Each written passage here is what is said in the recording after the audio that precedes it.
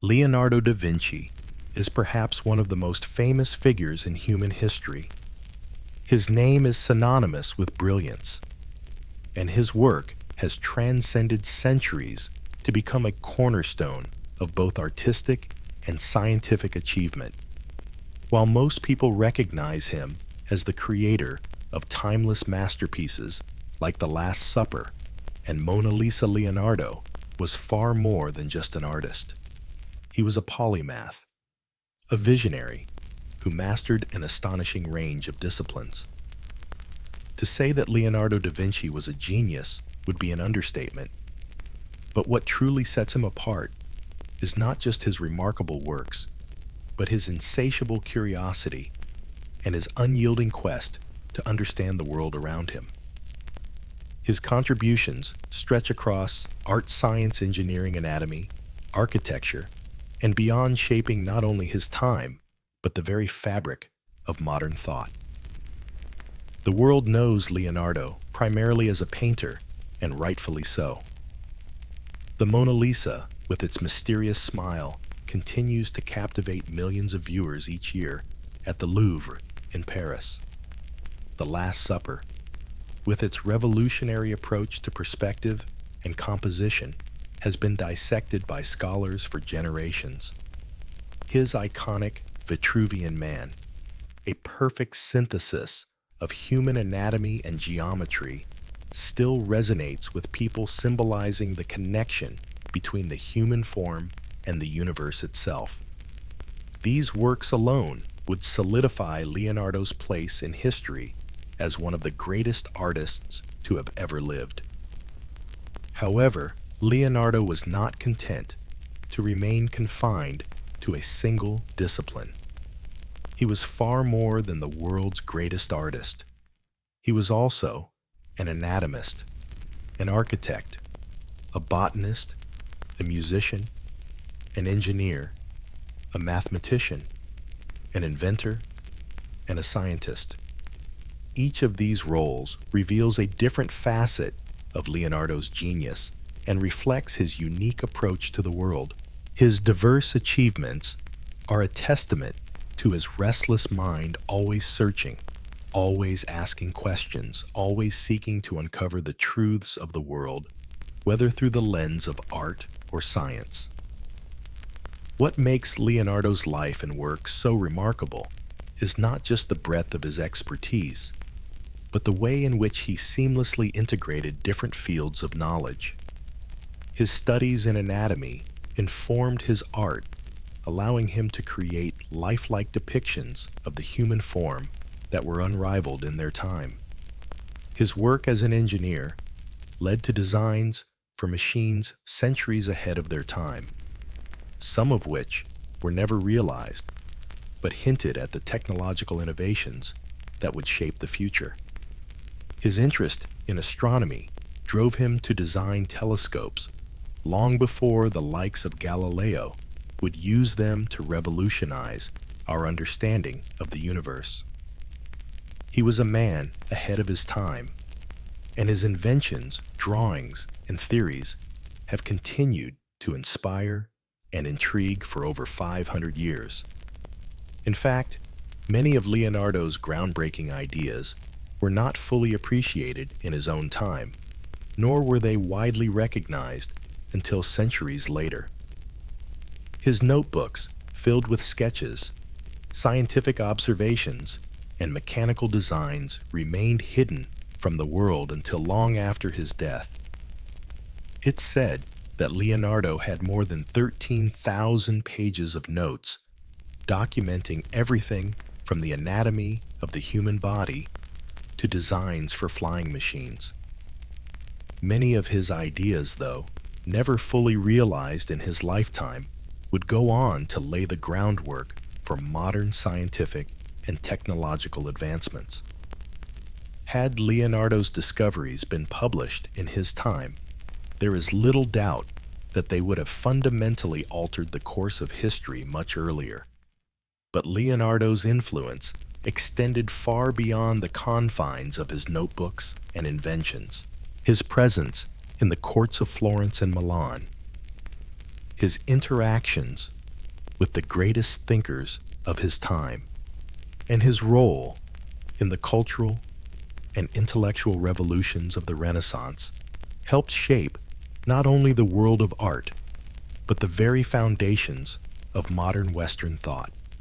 The Medici family patrons of Leonardo and other great Renaissance artists played a crucial role in fostering the conditions that allowed Leonardo's genius to flourish. Florence during the Renaissance was a city at the crossroads of art, science, and philosophy, and Leonardo was at the heart of it all. His work bridged the gap between the medieval world and the modern age, laying the intellectual groundwork for the Renaissance's exploration of humanism, science, and nature. In this introduction, we begin the journey to explore the remarkable life and work of Leonardo da Vinci. We will look at how he shaped the world, not just through his artistic masterpieces, but through his innovations, his scientific discoveries, and his boundless curiosity. Leonardo's legacy is not limited to the art galleries of the world. It is embedded in the very fabric of our modern understanding of science, technology, and the humanities. His influence continues to be felt today, not just in art, but in the way we approach problem-solving, creativity, and inquiry across all fields. To truly appreciate how Leonardo da Vinci changed the world, we must first understand the man behind the genius. His story begins on April 15, 1452, in a small village on the outskirts of Florence, Italy, in a time when the world was on the cusp of immense change. Leonardo's birth came at the tail end of the Middle Ages, and the world was about to undergo a dramatic transformation. This was the beginning of the Renaissance, a period of cultural and intellectual rebirth that would forever alter the trajectory of human history. Leonardo's beginnings, however, were far from royal or privileged. Born to a 14-year-old peasant girl, Caterina and Ser Piero, a wealthy notary, Leonardo was an illegitimate child. His mother and father were never married, and this status as an outsider would define much of his early life. Despite the social stigma attached to being an illegitimate child, Leonardo's father took a keen interest in his son's education. He made sure that Leonardo was taught the basics of reading, writing, and mathematics, but it was clear early on that Leonardo was not inclined toward formal education. He was a curious and restless child, constantly distracted by the world around him. It was his family's recognition of this restless curiosity, however, that would shape his future. Rather than forcing him to adhere to traditional schooling, Leonardo's family encouraged his inquisitive nature. His grandfather and uncle took him into the fields and vineyards to observe the natural world, allowing him to learn through direct experience. It was here, surrounded by nature, that Leonardo's unique observational skills began to blossom. His ability to closely examine and record the world around him, whether through sketches of lizards, plants, or insects, became the foundation for many of his later discoveries and creations. At the age of 14, Leonardo moved from Vinci to Florence with his father, marking the beginning of his artistic career. Had he been born legitimate, Leonardo would have likely followed in his father's footsteps and become a notary. But because of his illegitimate status, he was free to pursue whatever path he desired. His father, recognizing Leonardo's talent for drawing, arranged for him to study under Andrea del Verrocchio, one of the most renowned artists of the time. This decision would change Leonardo's life and set him on a path that would lead to greatness. It was in Verrocchio's workshop that Leonardo's artistic abilities flourished. He studied alongside other young artists, honing his skills in painting, sculpture, and drawing. Verrocchio's studio was not just a place for artistic training. It was a hub of intellectual activity where apprentices were encouraged to explore a wide range of disciplines. Here, Leonardo was exposed to the latest developments in art science and philosophy, and he quickly absorbed the lessons of the Renaissance. But what truly set Leonardo apart was his ability to combine art with science. Unlike many of his contemporaries, who viewed art as separate from the natural world, Leonardo saw art as a means of understanding the world itself. For him, painting was not just about creating beautiful images. It was about capturing the essence of life, exploring the underlying principles of nature, and using art to uncover the truths of the universe. Throughout his career, Leonardo would continue to push the boundaries of art and science. His work was marked by an extraordinary attention to detail, an intense curiosity, and an ability to see the world in a way that no one else had before. Whether he was painting the human form with unparalleled realism, designing machines that seemed straight out of science fiction, or dissecting the human body to better understand its inner workings, Leonardo's work was always driven by his desire to know more, to discover more, and to create more. As we explore Leonardo's life and legacy, we will delve deeper into his accomplishments in art, science, engineering, anatomy, and more. We will see how his genius was not confined to any one area, but spanned across disciplines, and how his innovations in one field often influenced breakthroughs in another. We will examine his groundbreaking ideas, many of which were centuries ahead of their time, and consider the impact he had on the world, not just in his own lifetime, but in the centuries that followed. In the end, the question of how Leonardo da Vinci changed the world is not just a question about his contributions to art or science. It is a question about the very nature of human creativity and curiosity.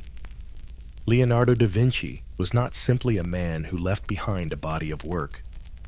He was a man who changed the way we think, the way we create, and the way we understand the world around us. His life serves as a testament to the power of imagination, the importance of curiosity, and the boundless potential of the human mind. On the evening of April 15th, 1452, the world welcomed a child into the tranquil, undisturbed village of Vinci, nestled amidst the rolling hills of Tuscany in Italy. This small, serene settlement would one day become synonymous with one of the greatest minds in human history. The child named Leonardo was born to a peasant girl named Caterina and Ser Piero, a wealthy notary from Florence. But even as the baby's cries echoed through the simple cottage, the circumstances of his birth would shape his life in ways that no one could have imagined. Leonardo was not born into the privilege that often accompanies greatness.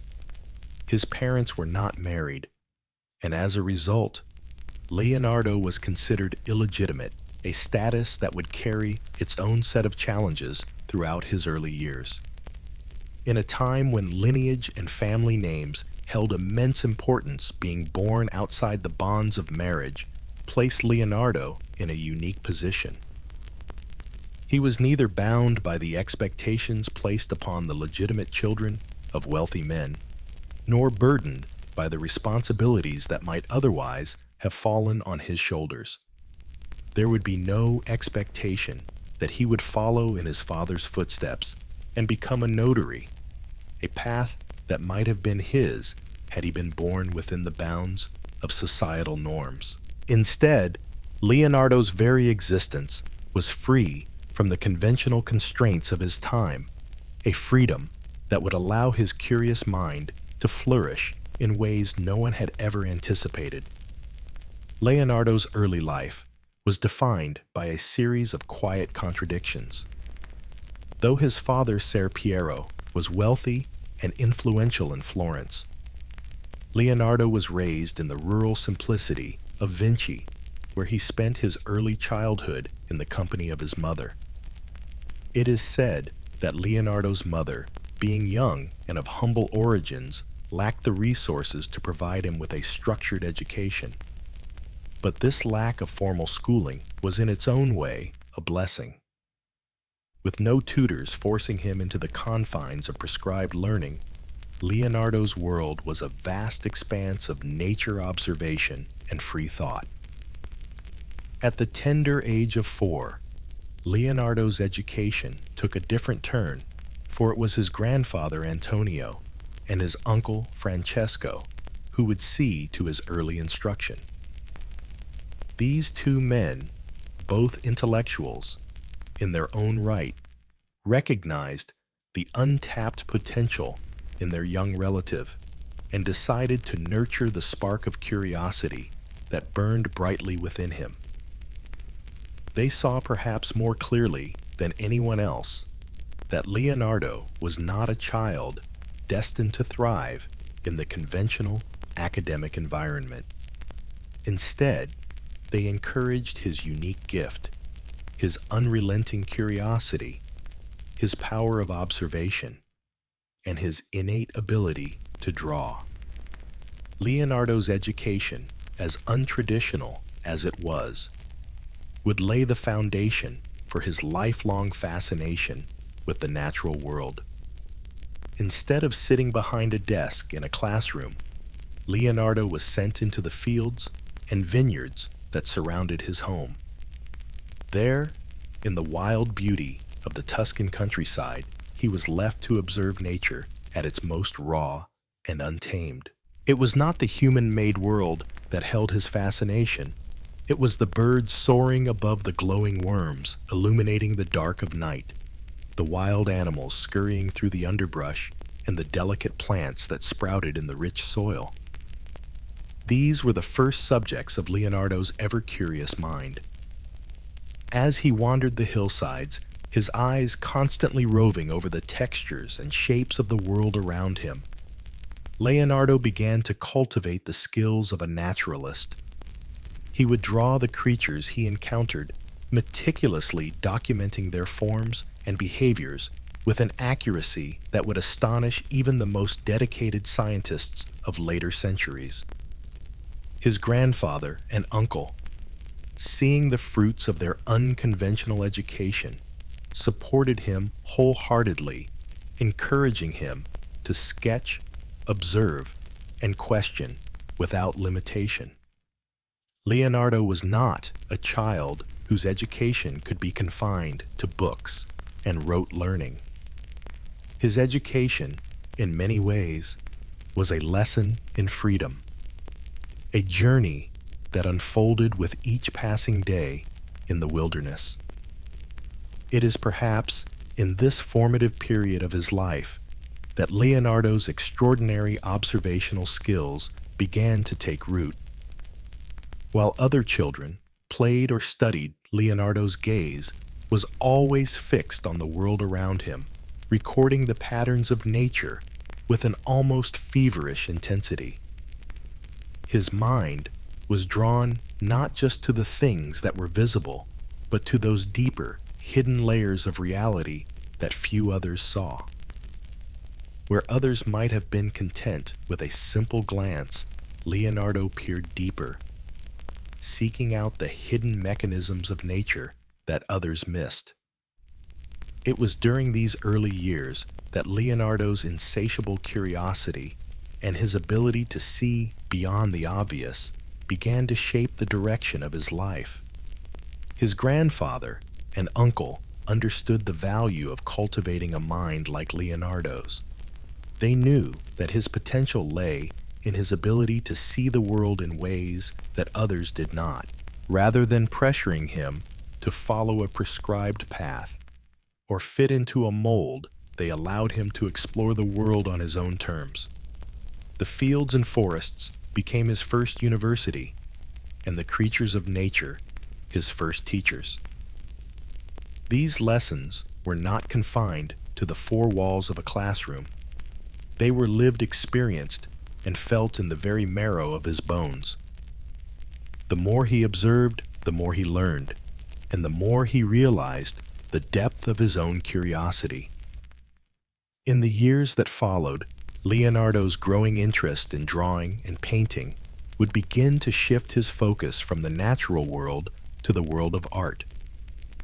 But even as he developed his skills as an artist, the lessons he had learned in the vineyards and hillsides remained deeply ingrained in him. Every stroke of his brush, every line of his sketches was informed by the same sharp observation that had driven him to study the lizards and insects of Vinci. His ability to capture the essence of life, whether through a painting or a scientific drawing, was the product of a childhood spent questioning, observing, and seeking answers. When Leonardo was around 14, his life took a decisive turn. His father, recognizing the raw talent that Leonardo had developed, decided to take him to Florence, a city at the heart of the Renaissance. Florence at this time was a city of immense intellectual and artistic energy. The Medici family who ruled the city were patrons of the arts, and their influence would set the stage for the flourishing of some of the greatest minds of the period. But for all of Florence's grandeur, it was still a world that demanded conformity and tradition. A world where a boy born illegitimate was expected to follow the footsteps of his father.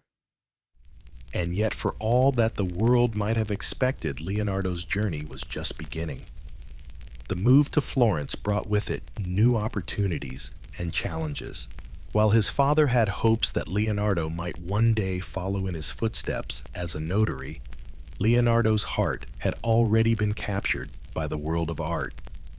It was not a question of following in someone's footsteps. Leonardo's path would be carved through his own brilliant, independent mind. His father's influence allowed him the freedom to pursue his passion. And it wasn't long before Leonardo's innate talent caught the attention of one of Florence's most celebrated artists, Andrea del Verrocchio. Verrocchio's workshop would become Leonardo's next great school, a place where he would learn not only the technical aspects of painting and sculpture, but also the intellectual and philosophical principles that defined the Renaissance. It was here that Leonardo's early sketches would evolve into masterpieces, that his curiosity would be nurtured, and his ambition would take root.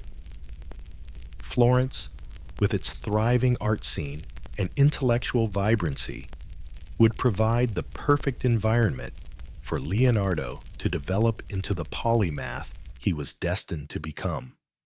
But even as Leonardo's artistic career began to take flight, the roots of his early curiosity, the lessons learned from his grandfather and uncle, the countless hours spent wandering the fields of Vinci would never be far from his mind. They would always be the foundation upon which his greatest achievements were built. The child who had been encouraged to observe, to question, and to seek understanding in the natural world would grow into the man whose observations and discoveries would change the course of history. Leonardo's early life, defined by his family's nurturing of his curiosity and his immersion in the natural world, set him apart from the other great minds of his time.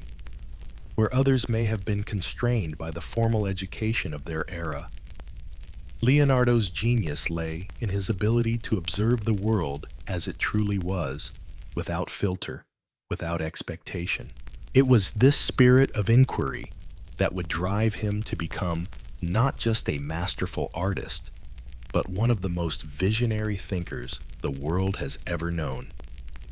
As we continue to explore the life of Leonardo da Vinci, we will see how his early experiences shaped the man he would become.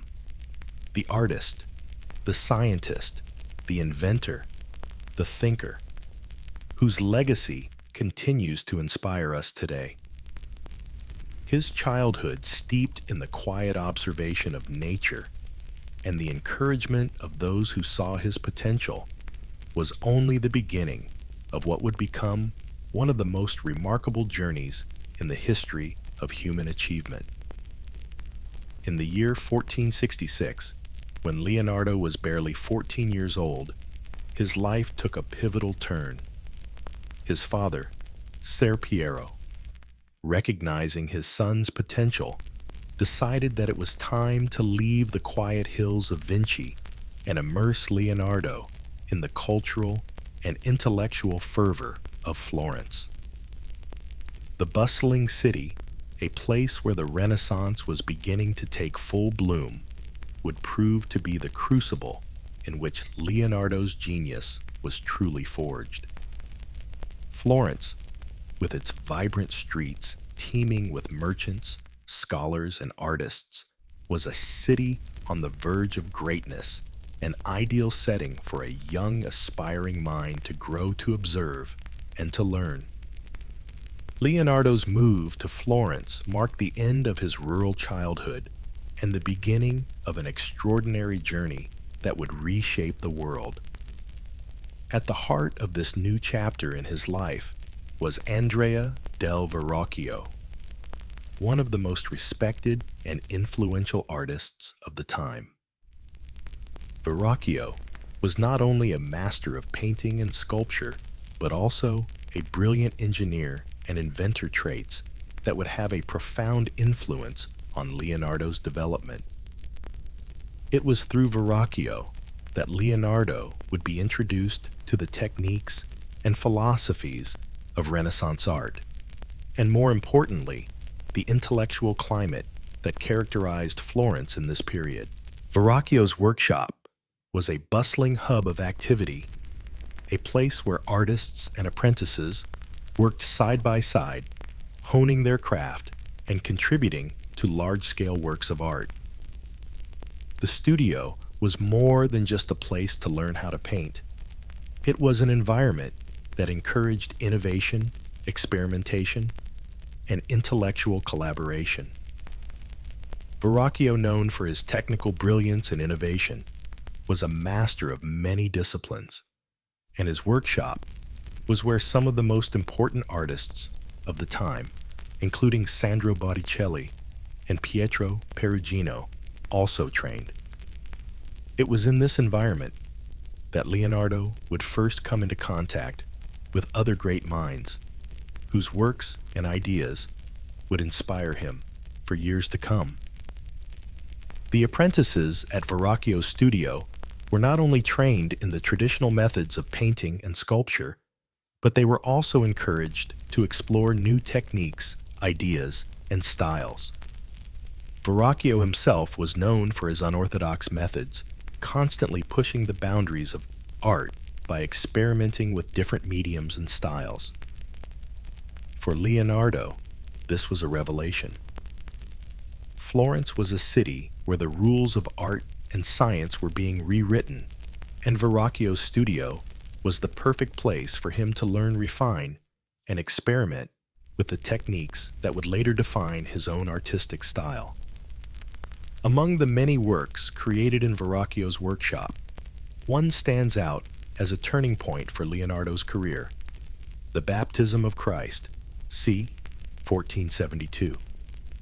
A painting in which Leonardo was entrusted with painting the angel on the left-hand side of the composition. The figure of the angel, with its soft, graceful features and delicate drapery, is often cited as one of Leonardo's earliest masterpieces, showcasing his mastery of light shadow and human anatomy. Many art historians believe that the angel's realism and emotional depth far surpass the work of Verrocchio, whose portion of the painting is more rigid and less dynamic. This subtle but clear display of artistic brilliance marked the beginning of Leonardo's rise as a formidable talent in his own right, separate from his teacher's influence. The cultural and intellectual climate of Florence played a significant role in shaping Leonardo's thinking and artistry during his time in Verrocchio's workshop. At this point in history, Florence was a center of intellectual and artistic revolution, fueled by the patronage of the Medici family. The Medici, one of the wealthiest and most powerful families in Italy, were not only great bankers, but also avid supporters of the arts and humanism. It was under the Medici's influence that Florence became the heart of the Renaissance, a time when art, science, and philosophy began to intertwine in ways that had never been seen before. The Medici family's patronage of artists, philosophers, and scientists was instrumental in fostering the intellectual climate that allowed Leonardo to thrive. Figures like Cosimo de' Medici, Lorenzo de' Medici, and later Giuliano de' Medici supported a vast array of thinkers and artists, providing them with the resources to explore their ideas and create works that would change the course of history. The Medici's influence was felt not just in the arts, but in the very foundations of Renaissance thought, an intellectual movement that emphasized the value of human experience, observation, and learning. The humanist ideals of the time, which emphasized the potential of the individual and the importance of exploring the natural world, deeply influenced Leonardo and shaped the direction of his life's work. Florence during the Renaissance was a city alive with ideas. It was a time when science, art, and philosophy were no longer separate endeavors, but rather intertwined pursuits that influenced one another. The intellectual atmosphere of the city encouraged Leonardo to see the world through a different lens, one that emphasized observation, experimentation, and curiosity. This environment allowed him to develop his unique approach to both art and science, where the study of anatomy, mathematics, and the natural world became integral to his work as an artist. In Verrocchio's workshop, Leonardo learned not only the technical skills required to become a great artist, but also the intellectual foundations that would inform his work throughout his life. The artist's understanding of perspective, human anatomy, and proportion was honed in the studio, but it was Leonardo's own relentless curiosity and desire to understand the world that set him apart from his peers. It was in Florence, with its intellectual climate and artistic revolution, that Leonardo's genius began to truly flourish. One of the most remarkable aspects of Leonardo's apprenticeship at Verrocchio's studio was the way he absorbed knowledge from all aspects of life, not just from the world of art. The Renaissance was a period of scientific discovery and exploration, and many of the leading intellectuals of the time, such as Marsilio Ficino and Giovanni Pico della Mirandola, were shaping the way people thought about humanity and the natural world. These ideas, along with the rediscovery of ancient Greek and Roman texts, would have a profound influence on Leonardo's thinking. In Verrocchio's studio, Leonardo was exposed to a world that encouraged the blending of artistic expression and scientific inquiry, a combination that would define his entire career. Florence as a city was an ideal environment for Leonardo to develop his thinking. The city was home to some of the most brilliant minds of the period, from artists like Sandro Botticelli and Michelangelo to to scientists like Galileo's teacher, Leonardo's contemporary and astronomer, Nicholas Copernicus. The works of ancient Greek and Roman thinkers were being rediscovered and reinterpreted, leading to an explosion of new ideas. It was in this intellectual ferment that Leonardo found his place, not as a mere follower of tradition, but as an artist and thinker, capable of pushing the boundaries of knowledge in ways no one had yet imagined. As Leonardo's apprenticeship progressed, he began to grow beyond his teacher's influence. His style began to take shape, marked by a careful blending of realism and idealism, a characteristic that would define his later masterpieces.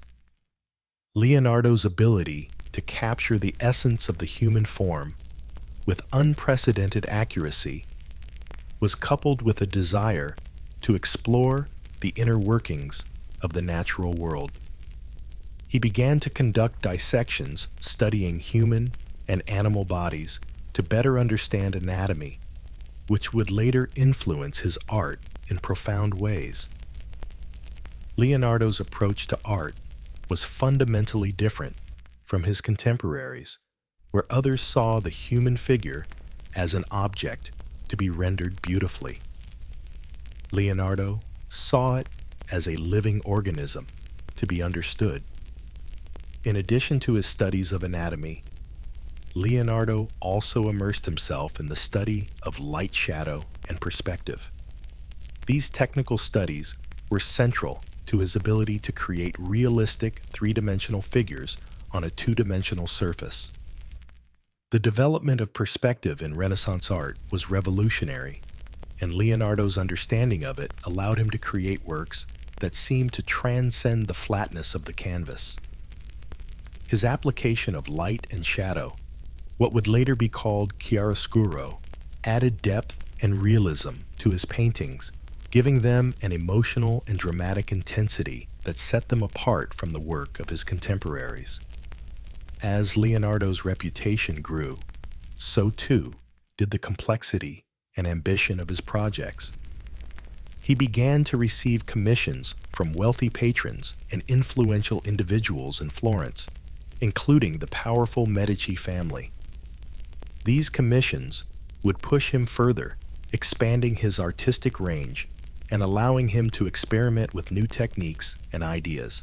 It was during this period in Florence that Leonardo's genius truly began to be recognized, and he soon moved beyond being an apprentice in Verrocchio's workshop to become a master in his own right.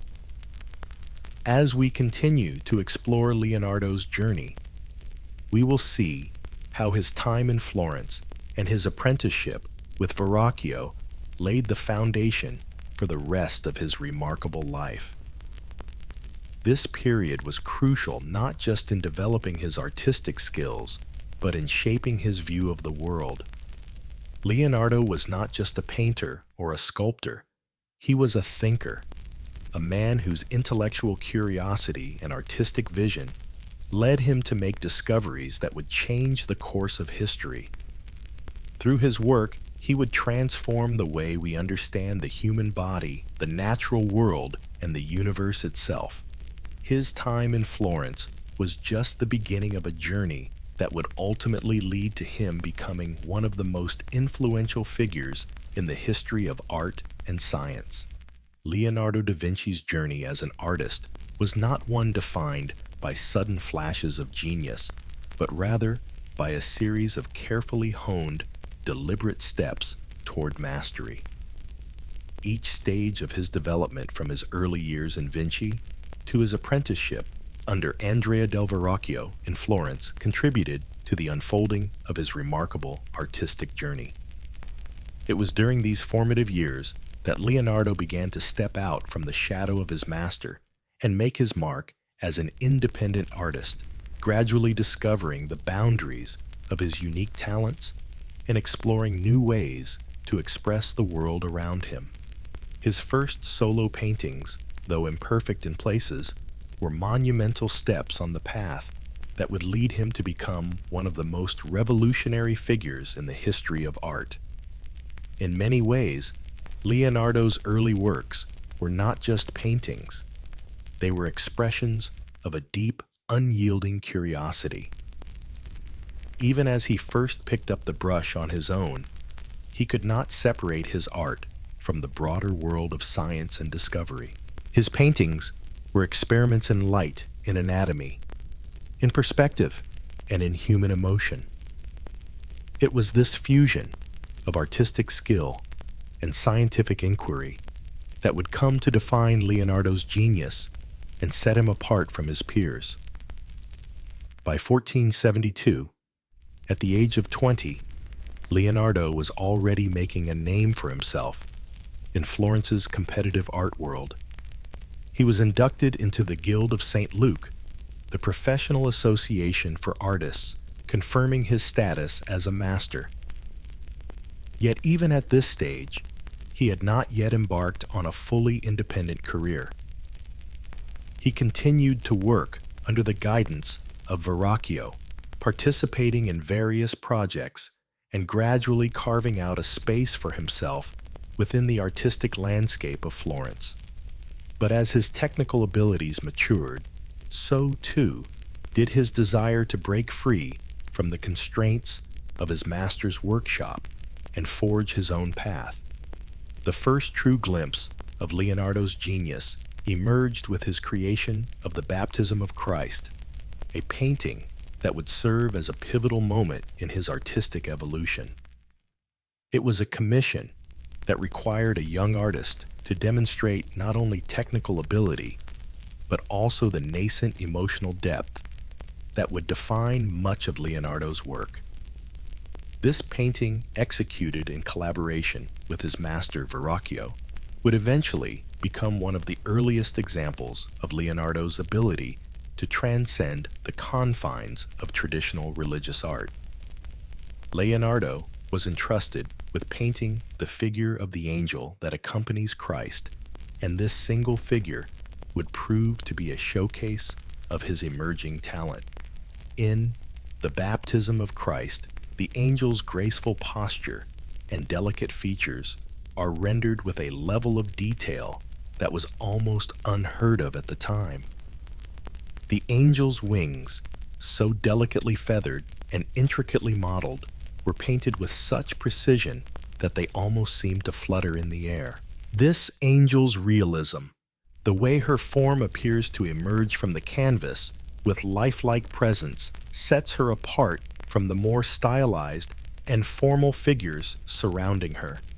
The other figures in the painting, notably those painted by Verrocchio, seem stiff and somewhat rigid by comparison, their forms more representative of traditional, idealized religious figures, rather than dynamic, living beings.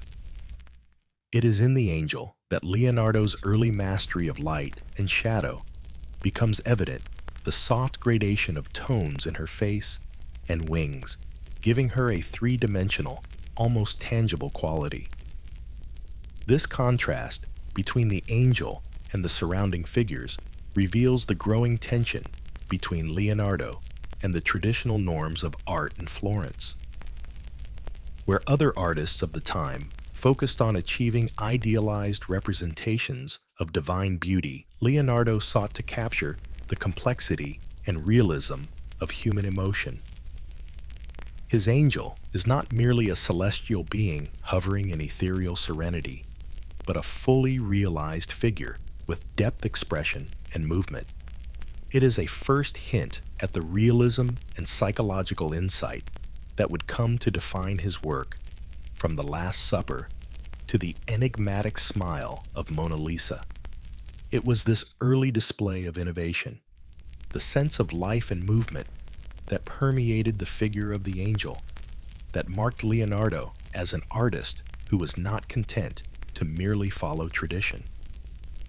Even at this early stage, Leonardo's ability to blend artistic skill with an understanding of the natural world was beginning to set him apart. The angel, like so much of his future work, is not just a static image, but a dynamic being filled with energy and expression. This willingness to push the boundaries of conventional art, to question established norms, and explore the complexities of human nature would remain a central theme throughout Leonardo's career. As Leonardo's reputation as a skilled artist began to grow, he began to receive commissions of his own.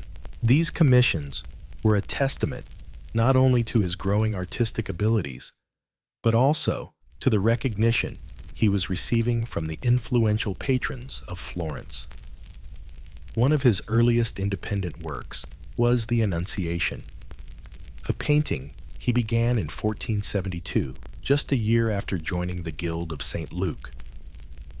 Though it would take him 3 years to complete, the Annunciation stands as one of Leonardo's first true masterpieces, showcasing his emerging style and setting the stage for the greater works that were to come. The Annunciation is a scene from the New Testament in which the angel Gabriel visits the Virgin Mary to announce that she will conceive the Son of God. Traditionally, this scene had been painted with a sense of awe and solemnity, with a focus on the divine nature of the encounter. But Leonardo approached it differently. In the Annunciation, the scene is filled with a quiet sense of reverence and intimacy, a portrayal of the sacred moment as one that takes place in the natural world with all the delicacy and realism of daily life. At the heart of the Annunciation is the figure of Mary, who is seated in a garden, her face serene yet thoughtful. The moment of the angel's announcement is captured with a delicate subtlety, one that emphasizes the human aspect of this extraordinary event. The angel, painted with remarkable detail, appears to be in midair, hovering just above Mary, his wings outstretched as he delivers the divine message. The graceful proportions of the angel and the fluidity of his movement are characteristic of Leonardo's early style, which would later be defined by his mastery of anatomy and his ability to render the human form with breathtaking realism. In the background of the painting, the setting is just as carefully considered as the figures themselves. The garden, with its lush foliage and distant horizon, is rendered with a sense of depth and perspective that was groundbreaking for its time. The use of light and shadow, a hallmark of Leonardo's technique, is evident in the way the sunlight gently illuminates Mary's face and the soft shadows that give depth to the landscape. In this painting, Leonardo's meticulous attention to detail creates a sense of the natural world interacting with the divine, bringing together the earthly and the spiritual in a harmonious way. The significance of the Annunciation lies not just in its technical mastery, but in the way it reflects Leonardo's growing understanding of perspective, light, and space. The use of atmospheric perspective, where objects in the background appear to fade into the distance, was a technique that Leonardo would later refine in his later works.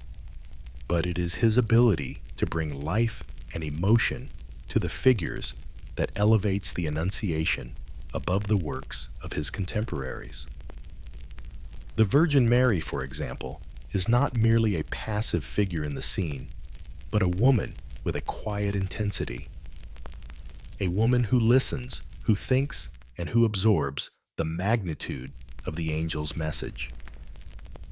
In the Annunciation, Leonardo also begins to experiment with the use of symbolic elements, a feature that would become more pronounced in his later works.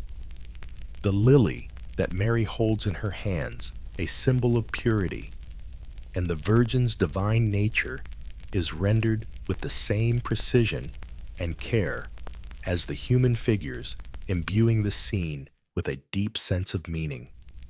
Every element in the painting, from the architectural details to the subtle gestures of the figures, is meticulously crafted to convey both the religious significance of the scene and the natural beauty of the world.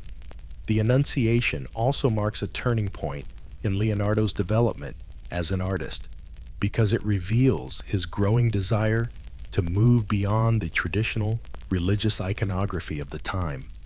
Unlike the static formal depictions of the Annunciation that were common in the medieval period, Leonardo's work presents a moment of genuine emotion and human experience. This approach, one that blends the sacred with the natural, would become a central feature of his artistic philosophy and would set him apart from other artists of his time. As Leonardo continued to work on the Annunciation and other early commissions, he began to move further away from the influence of Verrocchio, and his own artistic voice began to emerge. His growing ability to render the human form with such lifelike precision, his understanding of light and shadow, and his deep sense of the natural world all came together in these early works, setting the stage for the masterpieces that would follow.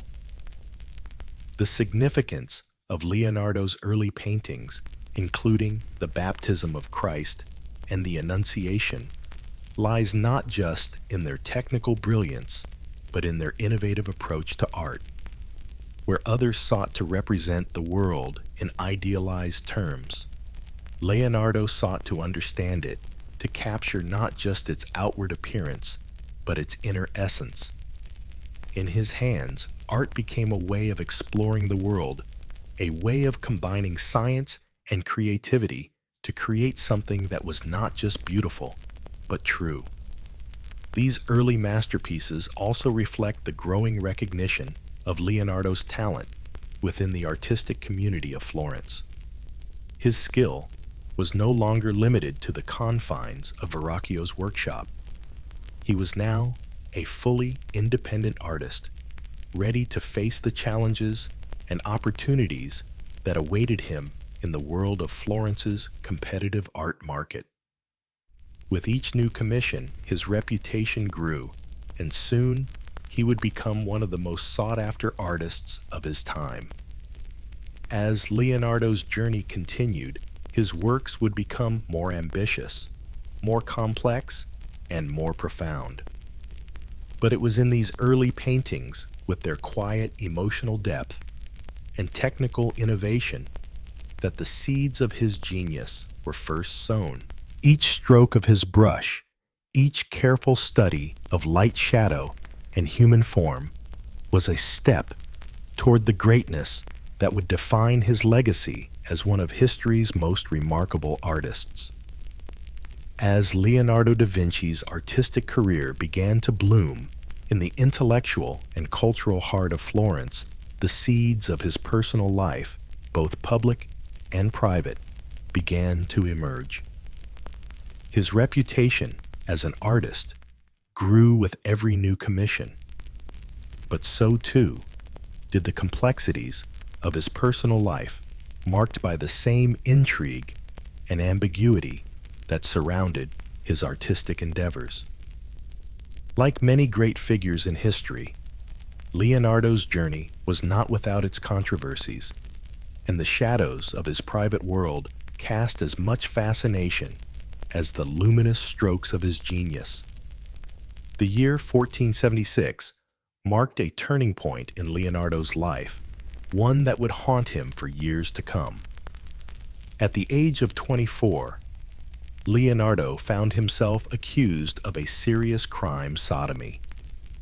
This charge, which would have had severe consequences for someone of his status and renown, was a dramatic disruption in what was otherwise a promising career. Though the details of the accusation remain obscure, historical records indicate that Leonardo was one of 4 young men charged in a case involving a well-known male prostitute.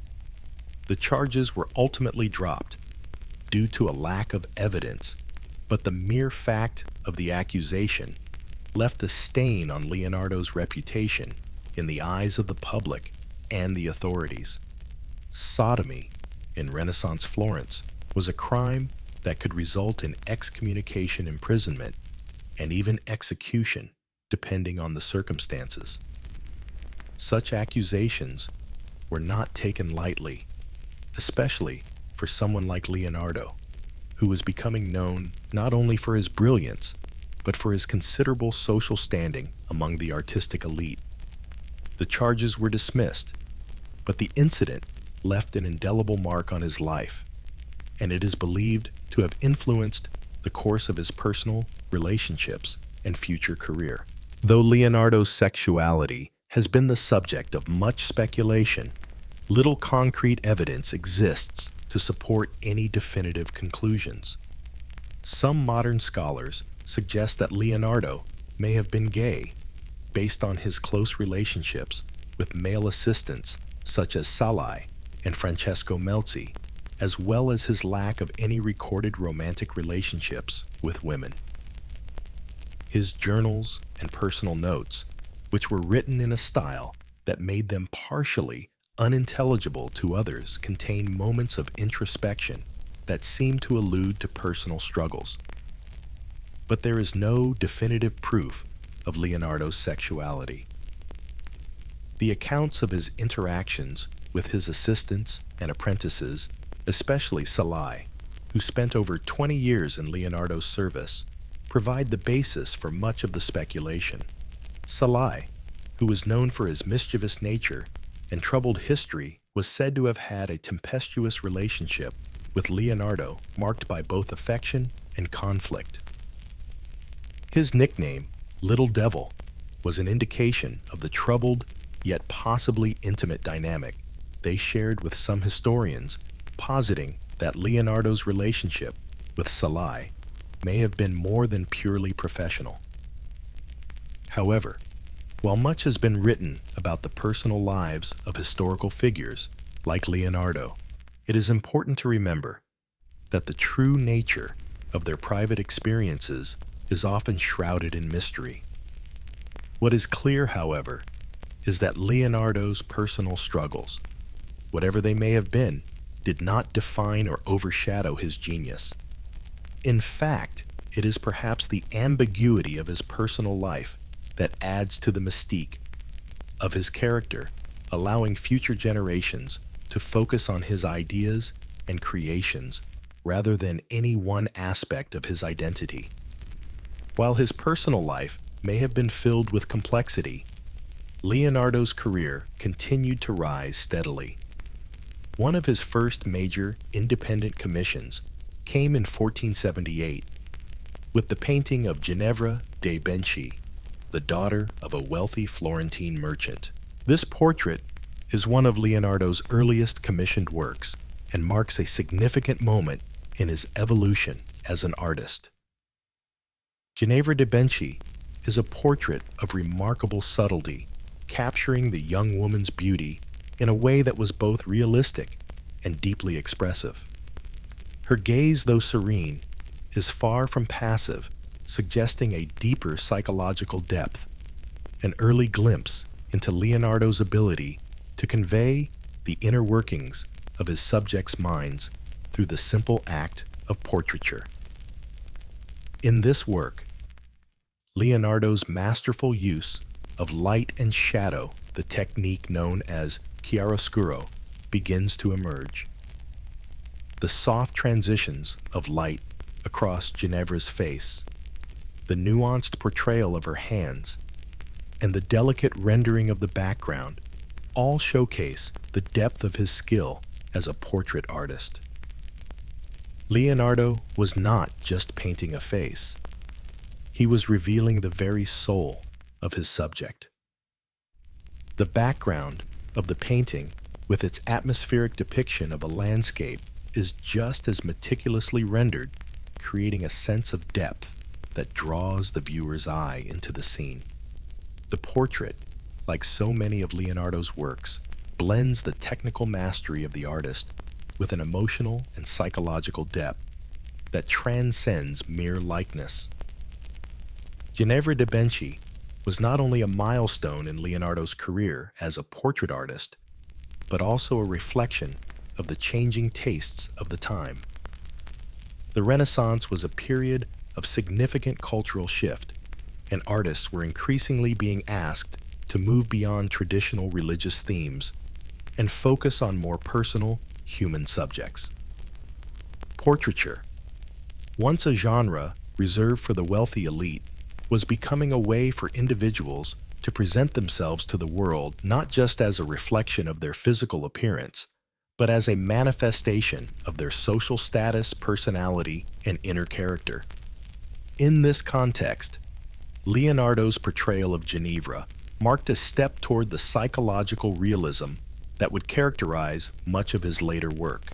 As Leonardo's reputation as a skilled portrait artist grew, so did the number and prestige of his commissions. He began to attract the attention of powerful patrons, including the influential Medici family, who were among the greatest supporters of the arts in Florence. The Medici's patronage would become instrumental in Leonardo's development as an artist, and their influence would shape much of his career. The family's interest in commissioning works from Leonardo was not merely a desire to beautify their palaces, but also a recognition of his genius and the promise he held as a visionary artist. The Medici family's support allowed Leonardo to focus on his art without the financial constraints that might have limited others, and in return, he provided them with masterpieces that would become central to their legacy.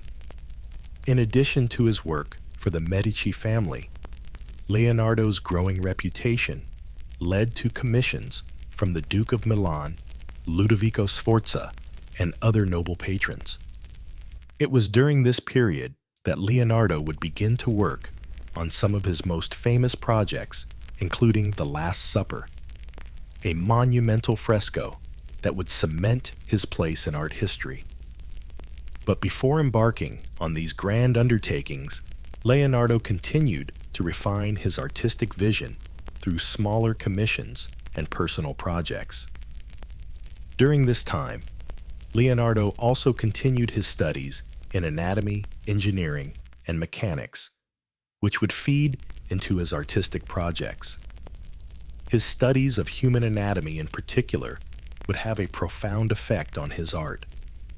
Leonardo dissected human corpses carefully, studying the muscles, bones, and organs of the body in order to understand how they worked and how they could be accurately portrayed in his paintings.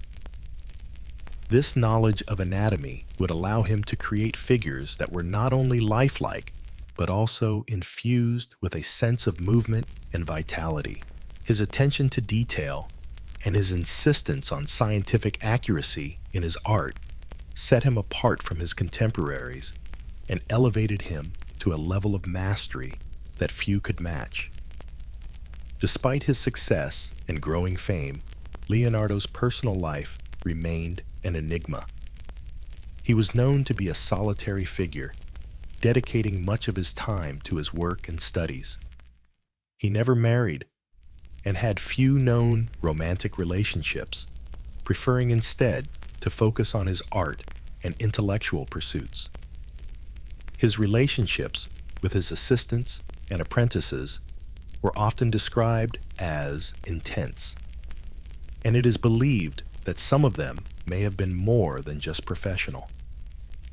The most notable of these was his relationship with Salai, a young man who entered Leonardo's service at the age of 10 and remained with him for over 2 decades.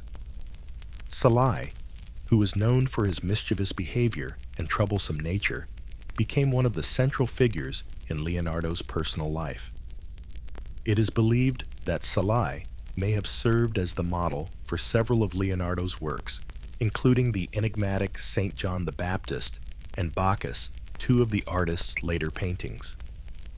The nature of their relationship remains speculative, but it is clear that Leonardo's connection with Salai was one of deep significance. As Leonardo's career progressed, his focus shifted toward larger, more ambitious projects. His fame spread beyond Florence, and soon he was sought after by patrons from all over Italy and beyond. Despite the controversies and challenges he faced in his personal life, Leonardo's brilliance as an artist and thinker only grew. His growing reputation as an artist was matched by his increasing involvement in scientific and engineering projects, and by the time he moved to Milan in 1482, he was not just an artist, but a polymath, a man whose interests and abilities spanned across many fields of knowledge. The years following Leonardo's work on Ginevra da Vinci and his early commissions would see him explore new frontiers in art and science. But these early works, Ginevra da Vinci, the Baptism of Christ, and the many smaller portraits and studies are crucial in understanding the evolution of Leonardo's artistic vision. They represent the foundation upon which his later masterpieces would be built and offer us a glimpse into the mind of a man whose genius was only just beginning to unfold. Leonardo's early career was marked by both artistic triumphs and personal challenges. But through it all, he remained dedicated to his work and his insatiable desire for discovery. His ability to blend art with science, his groundbreaking contributions to anatomy, and his innovative approach to portraiture all set the stage for the legendary career that would follow. His works from this period, though relatively few in number, would come to define the Renaissance and change the course of art history forever. Among the most enduring legacies of Leonardo da Vinci are his notebooks, more than 13,000 pages of sketches, observations, scientific theories, and inventions that span the full breadth of his intellectual curiosity. These notebooks are a testament to Leonardo's mind, a treasure trove of ideas and discoveries that laid the groundwork for countless fields of study, from anatomy and engineering to hydrodynamics and aerodynamics. It is in these pages that we see the true scope of Leonardo's genius, his constant questioning of the world, his meticulous observations, and his ceaseless drive to understand the very fabric of nature. They reveal a mind that never ceased to wonder, a man who approached the world as both an artist and a scientist, blending the two realms into one cohesive vision of inquiry. Leonardo's notebooks are not just records of his artistic process. They are a window into the mind of one of history's greatest polymaths. They span a lifetime of inquiry and exploration, ranging from detailed anatomical drawings to sketches of flying machines, from observations of water flow to notes on the movement of light. They reflect the breadth of his curiosity and his belief in the interconnectedness of all knowledge. To understand Leonardo's genius, one must not only look at his paintings, but also at these remarkable documents, his thoughts on paper, where his imagination and intellect intertwined in ways that continue to captivate and inspire. In many ways, Leonardo's notebooks are an artistic achievement in their own right. The pages are filled with intricate sketches and diagrams, often so detailed that they seem to leap off the page. From the human body to mechanical contraptions, each drawing is a study in precision, anatomy, and function. Leonardo's notebooks are not merely passive recordings of the world around him, but active explorations of how that world works. Whether he was drawing the muscles of the human body or designing machines that could fly, his drawings served as both scientific investigations and artistic representations of the natural world. What sets Leonardo's notebooks apart, however, is the way in which they embody his interdisciplinary approach to knowledge. His work as an artist was inseparable from his work as a scientist and inventor. Each notebook entry reflects his desire to understand how things function, whether in the human body, the natural world, or the universe. For Leonardo, art was not just about beauty or aesthetics. It was about understanding and replicating the underlying principles of nature. The great works of art that we associate with him were not simply the result of his artistic talent. They were the culmination of years of studying the natural world, observing it, and recording it in the most intricate detail. In a sense, Leonardo's notebooks represent the meeting point of two worlds, the world of art and the world of science. His genius lay in his ability to see them not as separate, but as interdependent. His anatomical studies, for example, were not only aimed at improving his ability to render the human figure in his paintings, but were also a means of exploring the mechanics of the human body itself. By studying muscles, bones, and organs, Leonardo gained a deeper understanding of movement, posture, and expression, which he then applied to his art. This blending of science and art was revolutionary for its time, and it continues to be a source of fascination for scholars and artists alike. One of the most fascinating aspects of Leonardo's notebooks is his use of mirror writing, a technique that has intrigued historians and scholars for centuries. Leonardo wrote many of his personal note sketches and observations in a form of writing that could only be read in a mirror, creating a kind of code that preserved his thoughts from the prying eyes of others. It is believed that he wrote in this manner to prevent his ideas from being copied or stolen, though some have speculated that the mirror writing was simply a result of Leonardo's left-handedness. Left-handed individuals, when writing with ink, often smudge the text, and mirror writing may have been Leonardo's way of avoiding this problem. While it's possible that the mirror writing was a practical solution to a technical challenge, it also added an element of mystery to his work, contributing to the sense of Leonardo's notebooks as repositories of secret knowledge. Mirror writing, however, was not merely a practical or protective device. It also speaks to Leonardo's complex relationship with his work and with the world around him. It reflects his desire to keep his most profound ideas private, to preserve his intellectual property in a way that was both personal and somewhat enigmatic. The very act of writing in this reversed script, where each word, each sentence had to be carefully deciphered, seems to mirror Leonardo's unique way of seeing the world, complex, intricate, and constantly in motion. The notebooks also reveal Leonardo's systematic approach to knowledge. He was not content with mere observation. He sought to understand the underlying principles of what he observed. Whether it was the flow of water, the flight of birds, or the structure of the human body, Leonardo approached each subject with the same thoroughness and attention to detail. His curiosity led him to explore a vast range of topics, from the mechanics of the human heart to the movement of celestial bodies. In his notebooks, he experimented with ideas, recorded his findings, and made drawings that illustrated his hypotheses. These notebooks were not simply repositories of information. They were laboratories on paper where he could test his theories and refine his understanding of the world.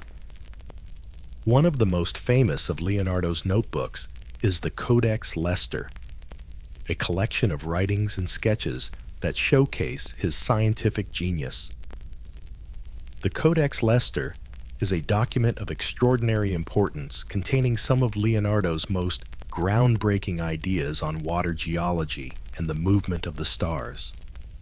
It is a work that brings together his artistic skill and scientific mind, demonstrating how deeply interconnected the two realms were for him. The Codex Leicester is named after the Earl of Leicester, who purchased the manuscript in the 18th century, and it contains Leonardo's observations on the properties of water, the nature of rocks, the formation of fossils, and the principles of hydrodynamics. It is in this manuscript that we find some of the earliest recorded ideas about the flow of water and the dynamics of fluid motion concepts that would not be fully understood until centuries later. The Codex Leicester is not just a scientific document, it is also a testament to Leonardo's extraordinary ability to blend art with science. The sketches in the manuscript are filled with intricate drawings of water currents, whirlpools, and the flow of rivers, demonstrating Leonardo's deep understanding of hydrodynamics. His observations on the motion of water were revolutionary for their time, and many of his insights into fluid mechanics predate modern theories by hundreds of years. Leonardo's study of water was not just academic, it was driven by his artistic vision. As an artist, he sought to capture the movement and life of nature in his paintings, and understanding the fluid dynamics of water was crucial to achieving that goal. The Codex Leicester provides a glimpse into how Leonardo's scientific inquiries informed his art, allowing him to create works of unmatched realism and detail. The manuscript also contains detailed sketches of the moon, the movement of the tides, and the formation of fossils, ideas that would influence later developments in geology and astronomy. Leonardo's observations on the moon's surface, for example, were strikingly accurate, and his recognition of the connection between the tides and the phases of the moon was far ahead of its time. His drawings of the moon's surface are beautifully rendered, capturing the intricate texture of the lunar landscape, and they offer a rare glimpse into Leonardo's process as both an artist and a scientist. These drawings demonstrate how Leonardo's art and science were inextricably linked with his observations of the natural world, informing both his paintings and his scientific theories. While the Codex Leicester is perhaps the most famous of Leonardo's scientific manuscripts, it is by no means the only one. Leonardo's notebooks, scattered across libraries and collections around the world, offer a vast wealth of knowledge on a range of subjects, from anatomy and engineering to optics and hydraulics.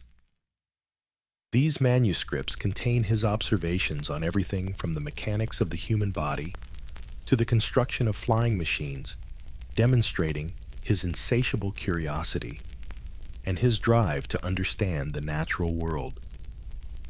His notebooks were not just records of his art, they were the blueprints for many of his most ambitious inventions, some of which would never come to fruition in his lifetime, but which were centuries ahead of their time. Leonardo's notebooks were also a place for him to reflect on his ideas and philosophies. While much of his writing is technical, filled with diagrams and calculations, there are also moments of introspection that reveal his deeper thoughts on life, death, and the human condition. In these moments, we see Leonardo not just as a brilliant artist and scientist, but as a philosopher, grappling with the same existential questions that have preoccupied thinkers for millennia.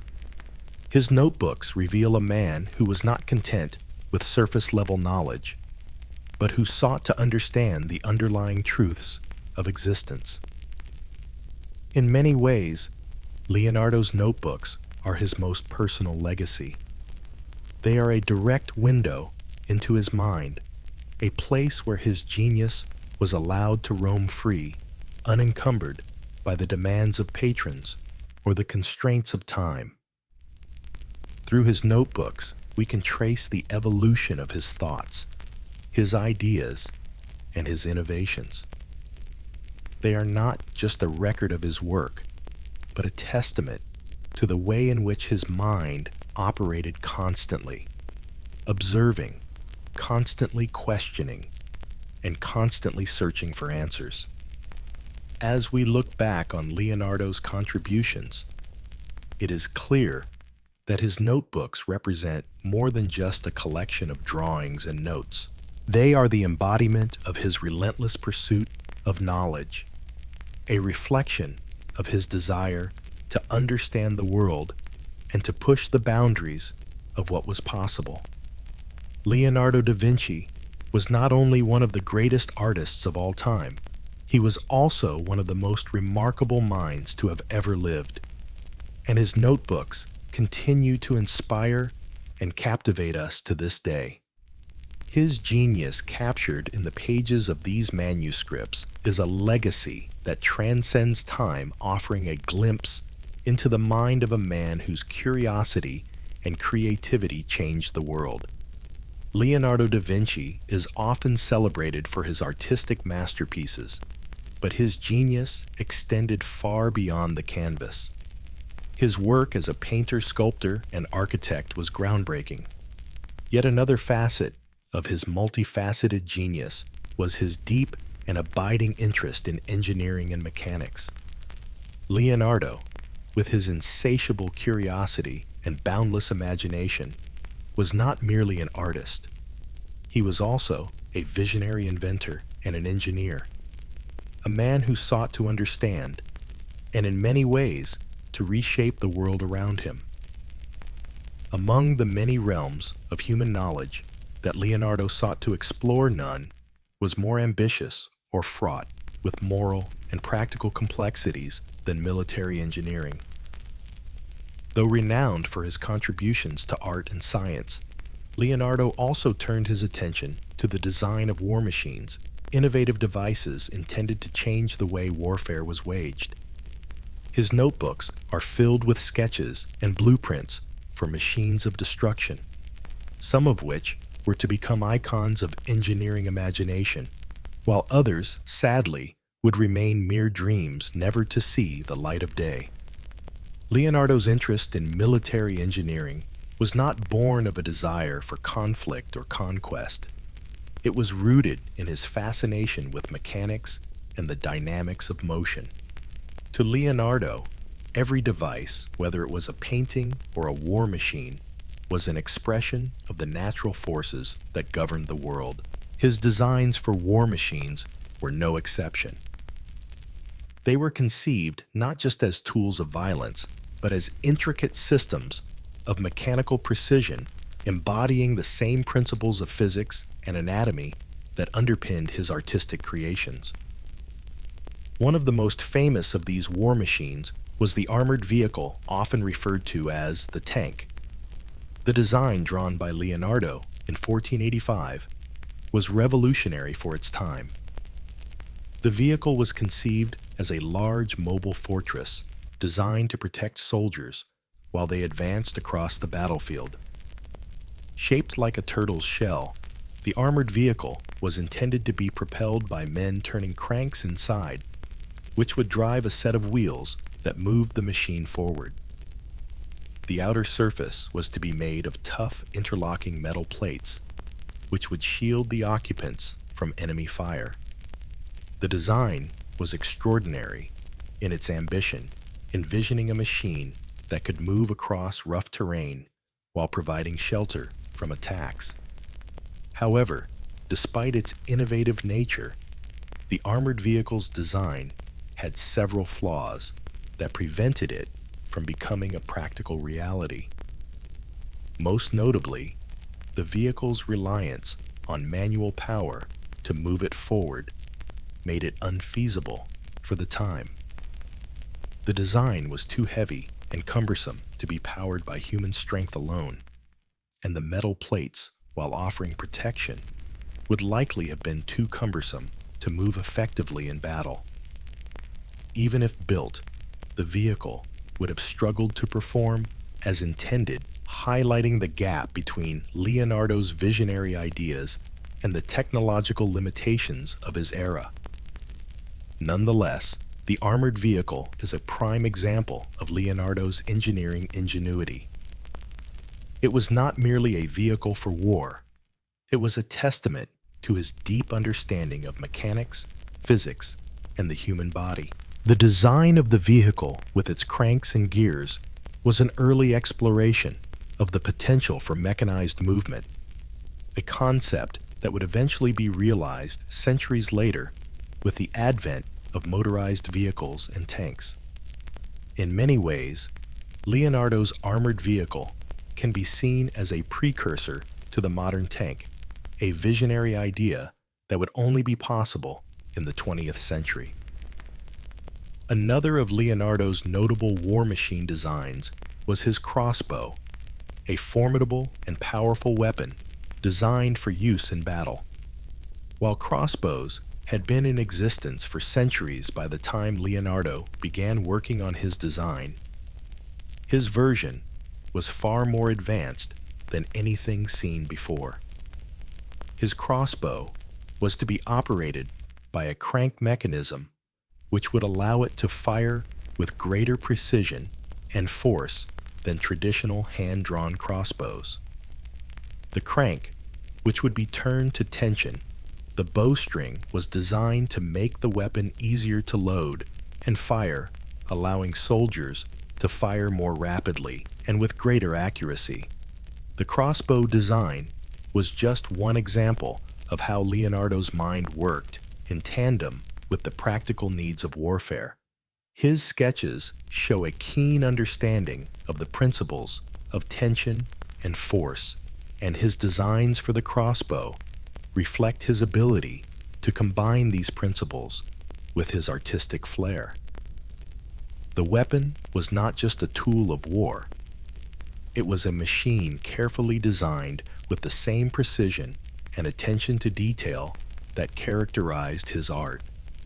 Just as he rendered the human figure with anatomical accuracy, Leonardo approached the design of weapons and machines with a deep understanding of how forces acted upon them.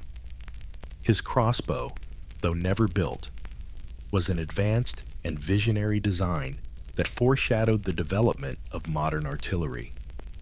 Perhaps the most fascinating and ambitious of Leonardo's military designs was his aerial screw, a concept that can be considered the precursor to the modern helicopter. Drawn in 1485, the aerial screw was intended to be a machine capable of flight, a device that would allow humans to soar through the air, much as birds do. The design consisted of a large spiral-shaped screw, which was meant to be powered by manpower. The idea was that the screw would catch the air and lift the machine off the ground, much like the rotor of a modern helicopter. At first glance, the aerial screw may seem impractical, and in many ways, it was. The machine's design was based on an understanding of the principles of aerodynamics that was rudimentary at best. Leonardo believed that the device would work by generating upward thrust through the rotation of the spiral, similar to the way a corkscrew moves through a bottle. However, the concept did not take into account the complex physics of flight and the challenges involved in generating enough lift to actually get off the ground. Despite its technical flaws, the aerial screw was an incredibly forward-thinking idea. It demonstrated Leonardo's remarkable intuition for the principles of flight, even though the technology of his time was nowhere near advanced enough to make such a machine feasible. The design for the aerial screw, like many of Leonardo's ideas, was a perfect example of his ability to imagine solutions to problems that would not be solved for centuries to come. Though it was never built or tested, the concept of the aerial screw became one of Leonardo's most enduring contributions to the history of aviation. It was a testament to his ability to look beyond the limitations of his time and imagine a world that was yet to be realized. Despite the brilliance of his designs, many of Leonardo's war machines and inventions were never built. This was due in large part to the technological limitations of his era. The materials and tools needed to construct his machines did not exist, and the machines themselves were often too advanced for the knowledge and techniques available at the time. Even Leonardo himself was aware of the gap between his ideas and the reality of the technology that was available to him. His sketches were often speculative, designed not as practical blueprints for immediate construction, but as reflections of his ideas about what was possible. Many of Leonardo's designs were never even attempted during his lifetime, and some were not realized until centuries later, when the technologies he envisioned finally came to fruition. For example, his designs for flying machines were long considered to be fantasies only to be rediscovered in the 19th and 20th centuries when flight was finally achieved. Likewise, his armored vehicle was never constructed, but the idea of a machine capable of providing protection and mobility on the battlefield was later realized with the development of tanks in the early 20th century. The failure of Leonardo's war machines to come to fruition during his lifetime is not a reflection of the inadequacy of his ideas, but rather a testament to the immense gulf between the visionary nature of his mind and the limitations of the world around him. Leonardo's designs were in many ways ahead of their time, so far ahead that they could not be built with the technology available during the Renaissance. Nevertheless, his ideas have persisted and influenced generations of inventors, engineers, and artists who have looked to his designs as a source of inspiration for centuries. While the failure of Leonardo's war machines to come to life during his era is a sobering reminder of the gap between vision and reality, it is also a testament to his extraordinary imagination and his ability to see the potential for innovation in a world that was not yet ready to embrace it. Leonardo da Vinci, the artist, the inventor, and the engineer, was a man who constantly pushed the boundaries of what was possible. His war machines, though they may never have seen the light of day, remain symbols of his unrelenting drive to understand and shape the world around him. In the end, the machines that Leonardo designed were not merely tools of war. They were expressions of his genius, products of a mind that was capable of imagining a world far beyond the constraints of his time. Though these machines were never built, they have endured in the pages of his notebooks, standing as a testament to Leonardo's vision, his creativity, and his relentless pursuit of knowledge. As we reflect on the military machines that Leonardo conceived, we are reminded not just of his contributions to art and science, but of the boundless potential of human imagination. A potential that for Leonardo was limited only by the constraints of time and technology. Among the many disciplines that Leonardo da Vinci mastered, none encapsulated his insatiable curiosity and boundless intellectual ambition quite like his studies in human anatomy. While the world remembers Leonardo for his breathtaking art, his relentless pursuit of understanding the human body ranks as one of his most groundbreaking contributions to both science and the visual arts. His anatomical studies were not merely academic exercises, but transformative explorations into the very nature of life movement and form. Blending his deep knowledge of art with a scientific approach that was centuries ahead of its time, Leonardo's fascination with the human body began early in his career, but it intensified in the 1480s when he started to conduct dissections at hospitals and morgues in Florence and Milan. It was at this stage that Leonardo's natural curiosity about the body, combined with his technical skill as an artist, led him to a profound understanding of human anatomy.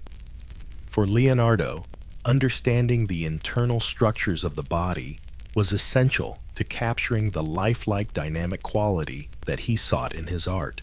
He believed that a true artist must have a deep understanding of the human form, not just in terms of appearance, but in terms of how the muscles, bones, and organs functioned in concert. To that end, Leonardo began what would become one of the most remarkable series of anatomical studies in history. Over the course of his career, he would dissect more than 30 human bodies, gaining a level of anatomical insight that was unparalleled in his time. His dissections were not just focused on the external features of the body, but delved deep into the intricate mechanisms that governed its functions. From the circulatory system to the skeletal structure, from the muscles of the face to the intricate workings of the heart, Leonardo sought to understand how the human body operated as a whole, how its parts moved, and how it interacted with the external world. Leonardo's work in anatomy was revolutionary for its time, and much of what he discovered would go on to influence not only the arts, but also the field of medicine. His anatomical drawings are a remarkable blend of scientific precision and artistic grace, capturing the complexity and beauty of the human body with unparalleled accuracy. Each drawing is a testament to his mastery of both the artistic and scientific disciplines, with muscles, tendons, bones, and organs, all meticulously rendered to convey not just the structure of the body, but the way it functioned. One of Leonardo's most famous anatomical studies was his depiction of the human heart. For centuries, the heart had been a symbol of emotion and life, but it was not until Leonardo's dissection of the organ that its true function was understood. Through his dissection, he was able to observe the heart's valves and the flow of blood through the body, providing a level of understanding that was not matched for hundreds of years. His detailed sketches of the heart's interior, showing the flow of blood and the action of the heart valves, are a testament to his ability to both observe and understand the natural world in a way that was well ahead of his time. But Leonardo's anatomical studies were not limited to just the heart. He explored the body from head to toe, documenting every part with astonishing detail. His studies of the muscular system were equally groundbreaking as he carefully mapped the muscles that control movement. Leonardo's observations on how muscles work in unison to produce movement were critical to his artistic practice, as they allowed him to create figures that were not just anatomically accurate but imbued with life and motion.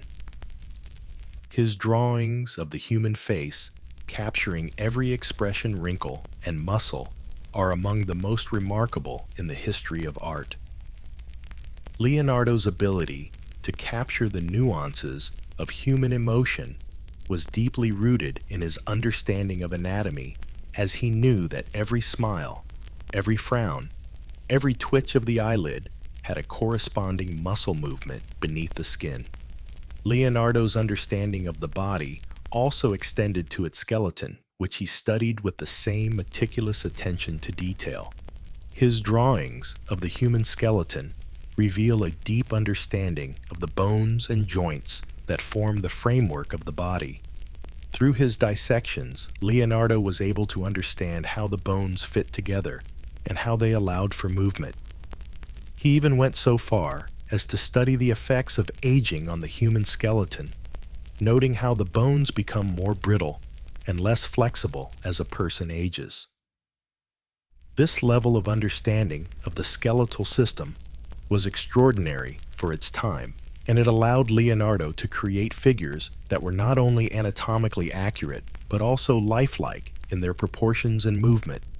One of the most intriguing aspects of Leonardo's anatomical studies was his study of the human face. Through careful dissections, he was able to study the muscles of the face and understand how they were responsible for the full range of human expression. Leonardo's ability to capture the subtleties of human emotion through facial expressions was groundbreaking, and it was a crucial aspect of his ability to create portraits that felt alive and full of personality. His most famous portrait, Mona Lisa, is a perfect example of his mastery of facial expression. The enigmatic smile of the subject, with its subtle shifting of the mouth and eyes, is the result of Leonardo's deep understanding of the muscles of the face and how they interact with one another. Leonardo's study of the brain was equally pioneering. He was one of the first to study the brain in detail, documenting its various structures and observing how it controlled the body. His sketches of the brain are some of the earliest known anatomical drawings of the organ, and they offer a glimpse into his scientific genius. Leonardo was particularly interested in the ventricles of the brain, which he believed played a key role in perception and cognition. He theorized that the brain's cavities were filled with a subtle spirit, a precursor to the modern understanding of the cerebrospinal fluid, though this was not recognized by scientists until much later. His fascination with the brain and the workings of the nervous system would go on to influence future studies of neurology and psychology, though much of his work would remain hidden until the discoveries of later scientists. While Leonardo's contributions to anatomy were groundbreaking, it is important to note that his work was not widely known during his lifetime. His anatomical drawings were never published, and many of his discoveries were lost to history until they were rediscovered centuries later. It wasn't until the 19th and 20th centuries that the true significance of Leonardo's anatomical studies was fully appreciated. His insights into the human body, many of which were centuries ahead of their time, would go on to influence the fields of medicine, art, and science for generations to come. Despite the lack of immediate recognition, Leonardo's anatomical studies were deeply influential on his art. His understanding of the human body allowed him to create figures that were not only accurate in their proportions, but also infused with a sense of movement and vitality.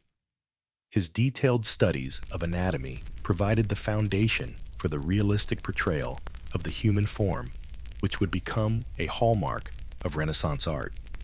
Artists such as Michelangelo and Raphael were deeply influenced by Leonardo's anatomical studies, and his work in this area laid the groundwork for the naturalistic art that would come to define the High Renaissance. Leonardo's anatomical studies were also instrumental in his approach to movement. He believed that understanding the mechanics of the body was essential to representing the way humans move, and his studies of the muscles, bones, and joints allowed him to create figures that seemed to be in motion even when they were standing still. His ability to capture the dynamic nature of the human body in motion is evident in works such as The Last Supper and The Vitruvian Man, both of which showcase his mastery of anatomy and his deep understanding of how the body functions. One of the lasting impacts of Leonardo's work on anatomy was his belief in the integration of art and science. He saw no separation between the two, believing that art and science were two sides of the same coin, both concerned with understanding the natural world. Leonardo's anatomical studies were not just an academic pursuit. They were an integral part of his artistic process, helping him to create more lifelike and expressive figures. His anatomical drawings were not only intended to aid in his art, but were also scientific studies in their own right, offering valuable insights into the structure and function of the human body. In many ways, Leonardo's work laid the foundation for modern scientific illustration, a discipline that continues to thrive today. While Leonardo's anatomical studies were groundbreaking, they were also marked by a sense of humanism, a belief in the dignity and complexity of the human form. For Leonardo, the study of the body was not just about dissection and observation. It was about understanding the very essence of what it meant to be human. His anatomical drawings are filled with a sense of awe and reverence for the body's intricate design, reflecting his belief that the human form was a masterpiece of nature. In the end, Leonardo's anatomical studies represent one of the most extraordinary and enduring aspects of his genius. They were not only instrumental in advancing the fields of art and science, but also a reflection of his deep, unyielding curiosity about the natural world. Through his dissections, drawings, and observations, Leonardo sought to uncover the secrets of life itself. And while much of his work remained hidden for centuries, his discoveries would eventually shape the course of both art and medicine. Today, we continue to marvel at Leonardo's anatomical drawings, not just for their technical brilliance, but for the insight they provide into the mind of a man who sought to understand the very essence of humanity. His studies in anatomy, though largely unknown in his time, have had a profound impact on our understanding of the human body, and his legacy continues to inspire generations of scientists, artists, and thinkers. To understand the brilliance of Leonardo da Vinci, it is essential to grasp the revolutionary way in which he viewed art not merely as a craft, but as an extension of science observation and the quest for universal truth. Unlike many of his contemporaries who viewed art as an avenue for creating beauty or representing divine ideals, Leonardo saw art as a science of perception, a discipline that required deep understanding, rigorous study, and careful observation. For Leonardo, art was not a singular pursuit, but a lens through which he could understand the natural world and the human experience, much as a scientist would analyze a subject in a laboratory. His artistic process was a methodical one, rooted in his insatiable curiosity about nature, the human body, and the mechanics of the world around him. Leonardo's philosophy of art was intertwined with his scientific pursuits. His deep understanding of anatomy engineering and the forces that govern the physical world fed into every brushstroke and every sculpture. He did not view these disciplines as separate, but as complementary ways of experiencing and representing reality. His art was not just about creating visual representations of the world. It was about revealing its deeper truths through careful observation and exploration. He believed that to truly capture the essence of life, an artist needed to study and understand the principles behind it, from the way light interacts with surfaces to how muscles contract and bones move. This duality, art as science and science as art, is perhaps most evident in his famous Vitruvian Man C, 1490, one of the most iconic symbols of the Renaissance. The drawing is a perfect synthesis of Leonardo's artistic philosophy and his scientific understanding. Vitruvian Man is not just a depiction of the human figure. It is a study of proportion symmetry and the harmony between the human body and the universe. The figure, drawn with remarkable precision, stands within a circle and a square, symbols of the divine and the earthly realms respectively. The idea of proportion, as outlined by the Roman architect Vitruvius, was not a new one, but Leonardo's rendering of it took this ancient concept to new heights, blending artistic accuracy with mathematical principles in a way that had never been seen before. At its core, Vitruvian Man is a visual representation of Leonardo's belief in the universal principles of proportion. The human body, in its ideal form, is perfectly proportioned, with its parts reflecting the proportions of the natural world. Leonardo used this drawing to demonstrate the idea that the human body is a microcosm of the universe itself, and that through understanding the proportions and symmetry of the human figure, one could unlock the secrets of nature. The symmetry of the figure, its careful placement within the geometric confines of the circle and square, speaks to the unity of the body and the universe, both governed by natural laws that can be observed and understood. The Vitruvian Man is not just a scientific study or an anatomical diagram. It is a philosophical statement, a visual manifestation of Leonardo's belief in the interrelationship between art, science, and the natural world.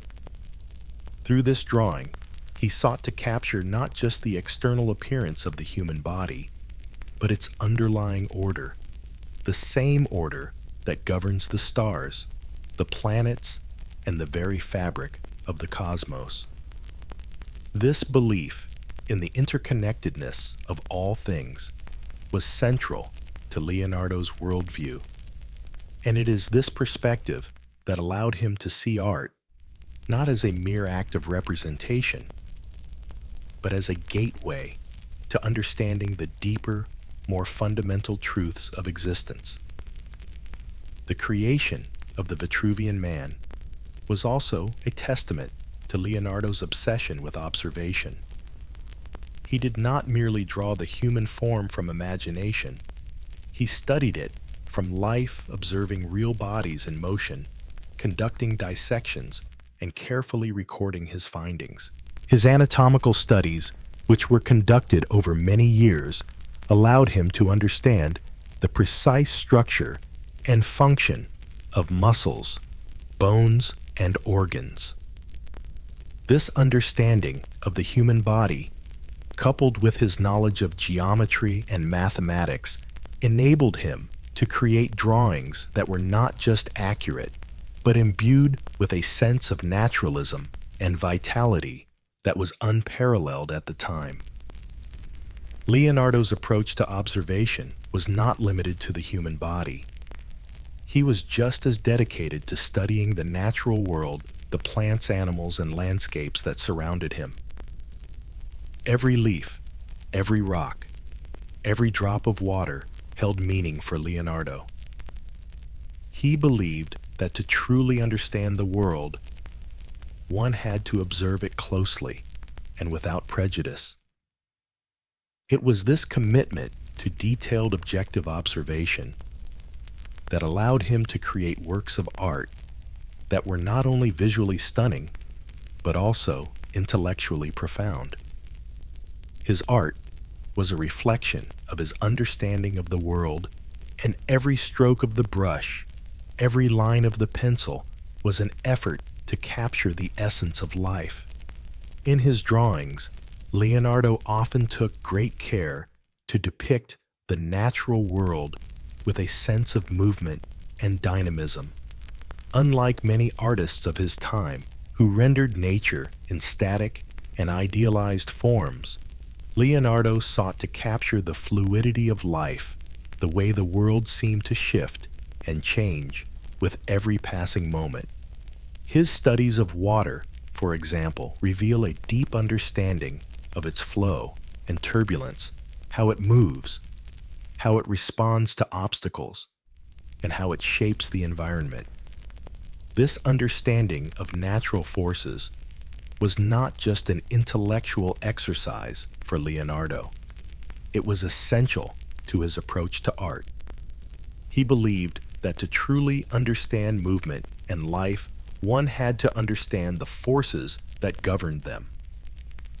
Leonardo's views on art also extended to light, a fundamental element in his paintings that would define much of his later work. His mastery of chiaroscuro, the technique of using light and shadow to create the illusion of three-dimensionality, was revolutionary. Where many artists of the time used light to simply highlight certain areas of a painting, Leonardo used it to create depth, texture, and mood. In his works, light was not just a tool of representation. It was a means of conveying emotion, form, and movement. The interplay of light and shadow in works, such as The Last Supper and the Mona Lisa, creates a sense of realism and intimacy that was unheard of in earlier Renaissance art. In addition to his focus on the human form and the natural world, Leonardo's work also reflected his scientific method, a process of inquiry that emphasized observation, experimentation, and hypothesis testing.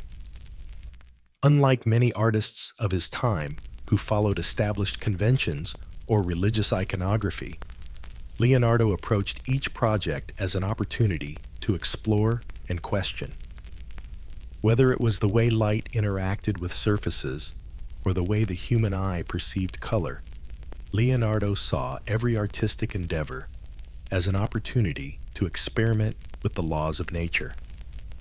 His art was a science, and his scientific studies were a form of art. This fusion of science and art reached its zenith in Leonardo's most famous works. The Last Supper, painted in the late 15th century, is a prime example of how his artistic philosophy played out in his work. The painting, which depicts the moment when Jesus announces that one of his disciples will betray him, is a masterful study of human emotion, psychology, and anatomy. The way the figures are arranged, the subtle shifts in posture, and the emotional intensity conveyed through the facial expressions are all grounded in Leonardo's deep understanding of the human body and mind. But the painting is also a study of space and perspective principles that Leonardo had been exploring for years. The use of perspective in The Last Supper is groundbreaking, creating a sense of depth that draws the viewer into the scene and enhances the dramatic impact of the moment. Similarly, in the Mona Lisa, Leonardo's mastery of light, shadow, and human emotion is on full display. The figure of the woman, with her enigmatic smile and serene gaze, is rendered with a sense of realism that was unprecedented at the time. Her expression, which seems to shift with every glance, is a testament to Leonardo's ability to capture the complexity of human emotion. The softness of the light on her face, the subtle transitions of tone, and the way the background recedes into an ethereal landscape all reflect Leonardo's artistic philosophy, a belief that art was not just about creating beauty, but about capturing the complexities of the human experience. The Mona Lisa also exemplifies Leonardo's belief in the importance of observation and patience. He took years to complete the painting, continually refining the details, adjusting the shadows, and perfecting the smile. It is said that Leonardo applied sfumato, a technique of softening edges and transitions, layer by layer, creating a portrait that feels alive and full of movement. The famous smile, which has captivated viewers for centuries, is not merely a static expression.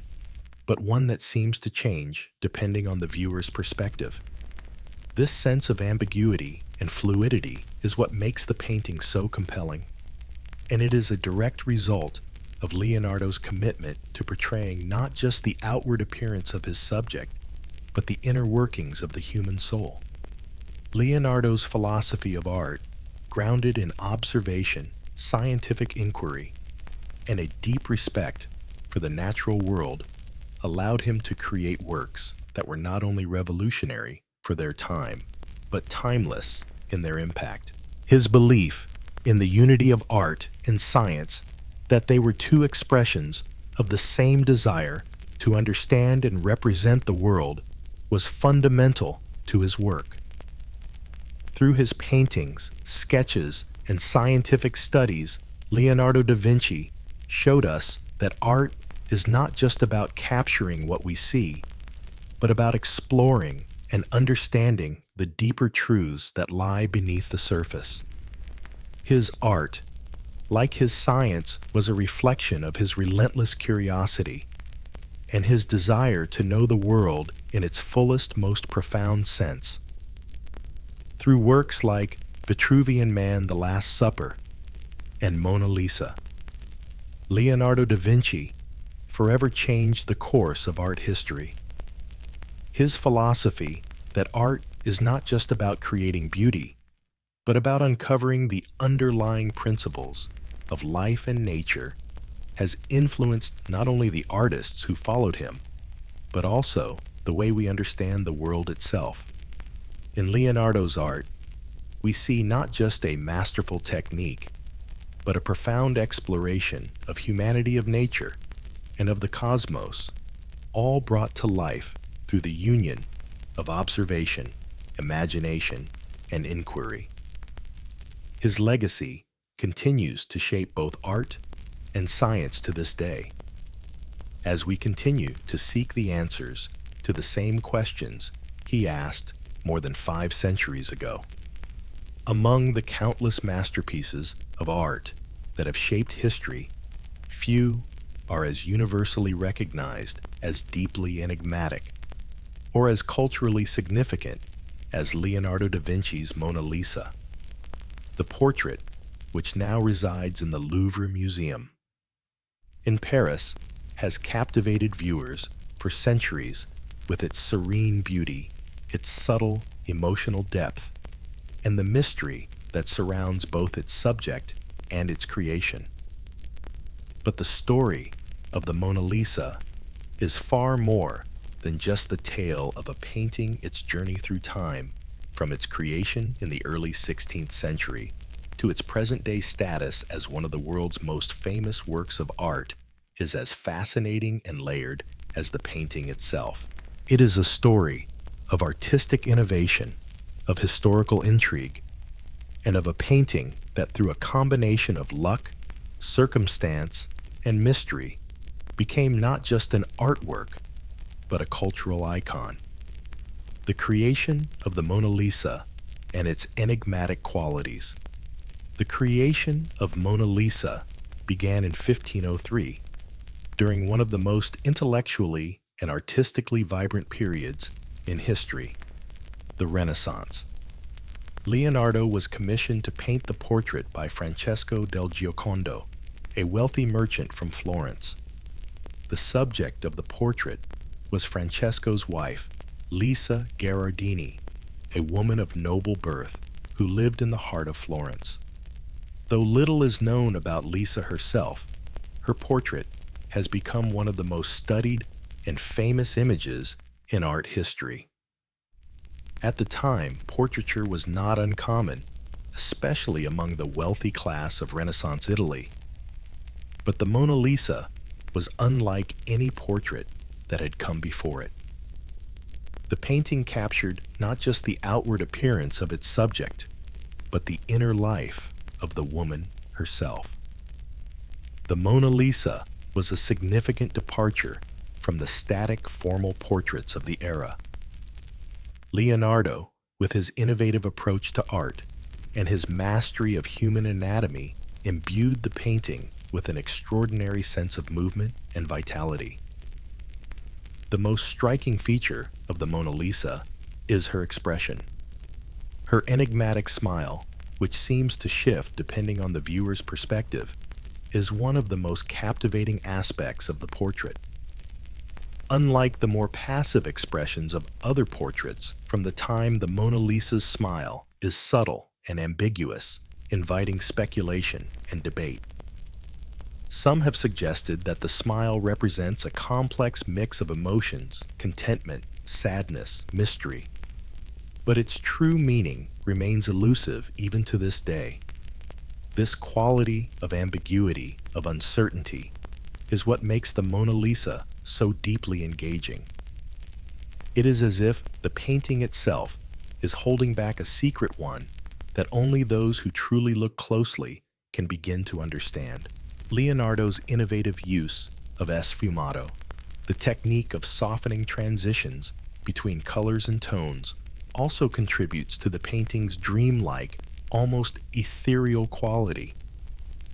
The soft blending of light and shadow on the face, particularly around the eyes and mouth, creates a sense of life as if the figure could move at any moment. This technique, which Leonardo pioneered, adds depth and realism to the painting, making the figure of the Mona Lisa appear almost three-dimensional. Her gaze, which seems to follow the viewer from every angle further, enhances the illusion of life within the portrait. The background of the painting, with its winding paths and distant mountains, serves to deepen the sense of mystery. Unlike the traditional studio settings or lush stylized backgrounds often seen in Renaissance portraits, the Mona Lisa's landscape is open and vast, stretching into the distance. This background, though seemingly simple, contributes to the overall sense of timelessness that the portrait conveys.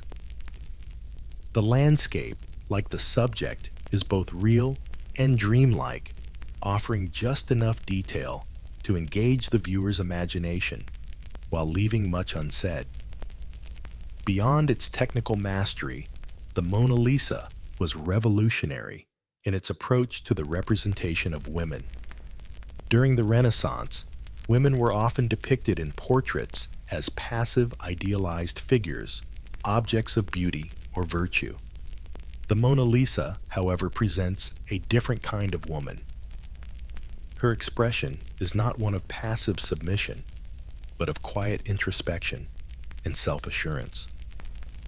The way her hands are delicately positioned, one resting on the arm of the chair, the other in her lap, imparts a sense of grace and poise, yet also conveys a subtle power.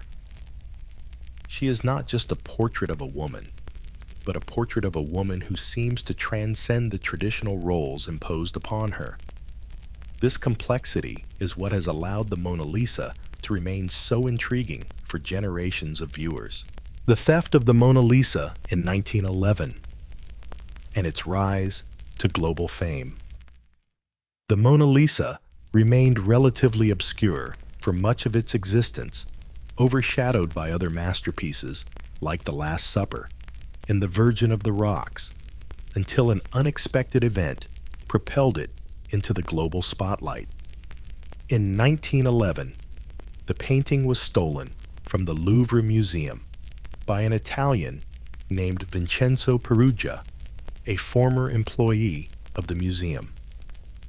Perugia, who had worked as a handyman in the museum, believed that the painting belonged in Italy rather than France.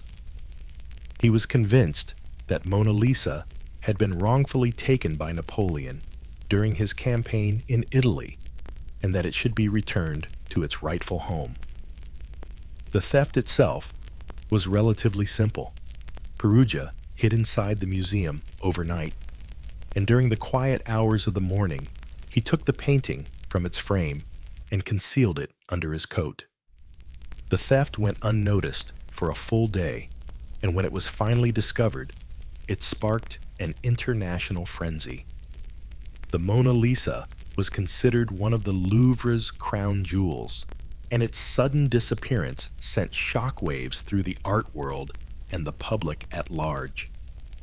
Newspapers around the world reported on the theft, and the painting became the subject of intense speculation.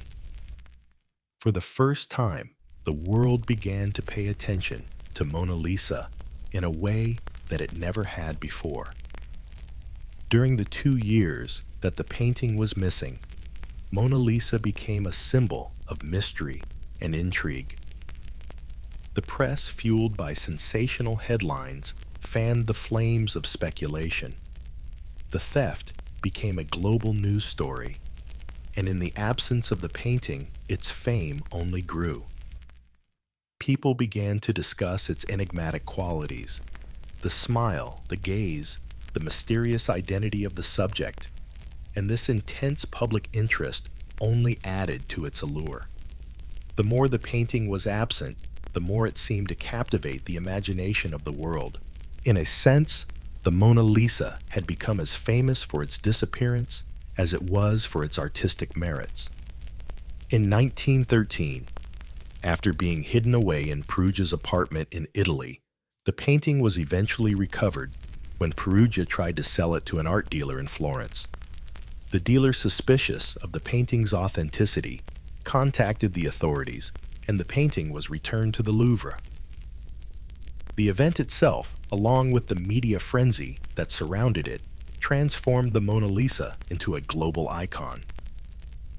The painting, which had once been just another masterpiece in the Louvre's vast collection, was now a household name. People from around the world came to see it, and its fame grew exponentially.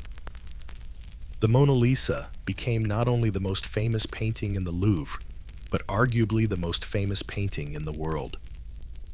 The significance of the painting in the context of art history.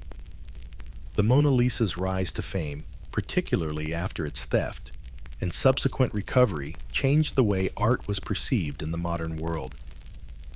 Before the 20th century, the idea of art as a cultural commodity, something to be consumed by the masses, was not widely accepted.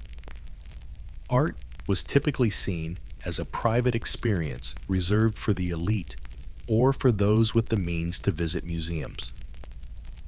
But as the Mona Lisa became a symbol of universal fascination, it shifted the relationship between art and the public. The theft and the subsequent media frenzy highlighted the profound emotional connection people could have with a work of art. The Mona Lisa became more than just a painting. It became a symbol of national identity, of cultural pride, and of the universal power of art to capture the human imagination. In the context of art history, the Mona Lisa has come to represent the pinnacle of Renaissance portraiture. Leonardo's approach to capturing the human form with such detail and precision, coupled with his ability to convey the inner life of his subject, set the Mona Lisa apart from the portraits of his contemporaries. The painting's use of sfumato, its mastery of light and shadow, and its psychological depth all contributed to a new standard in portraiture, one that would influence artists for centuries to come. The Mona Lisa also stands as a symbol of Leonardo's interdisciplinary genius. It was not simply a portrait of a woman, but a culmination of his studies in anatomy, light, and perspective. His scientific background, which led him to dissect human bodies and study the principles of optics and light, is evident in the realism of the painting. In many ways, the Mona Lisa is not just a work of art, but a scientific achievement, a confluence of Leonardo's artistic and intellectual pursuits. This blending of science and art, which had been central to Leonardo's work throughout his life, is perhaps most perfectly embodied in the Mona Lisa. Today, the Mona Lisa is no longer just a painting. It is a global cultural artifact. It has become a symbol of art itself, a standard by which all other works of art are measured. Its enigmatic smile, its serene gaze, and its subtle, emotional depth continue to captivate millions, making it one of the most visited, studied, and revered paintings in the world.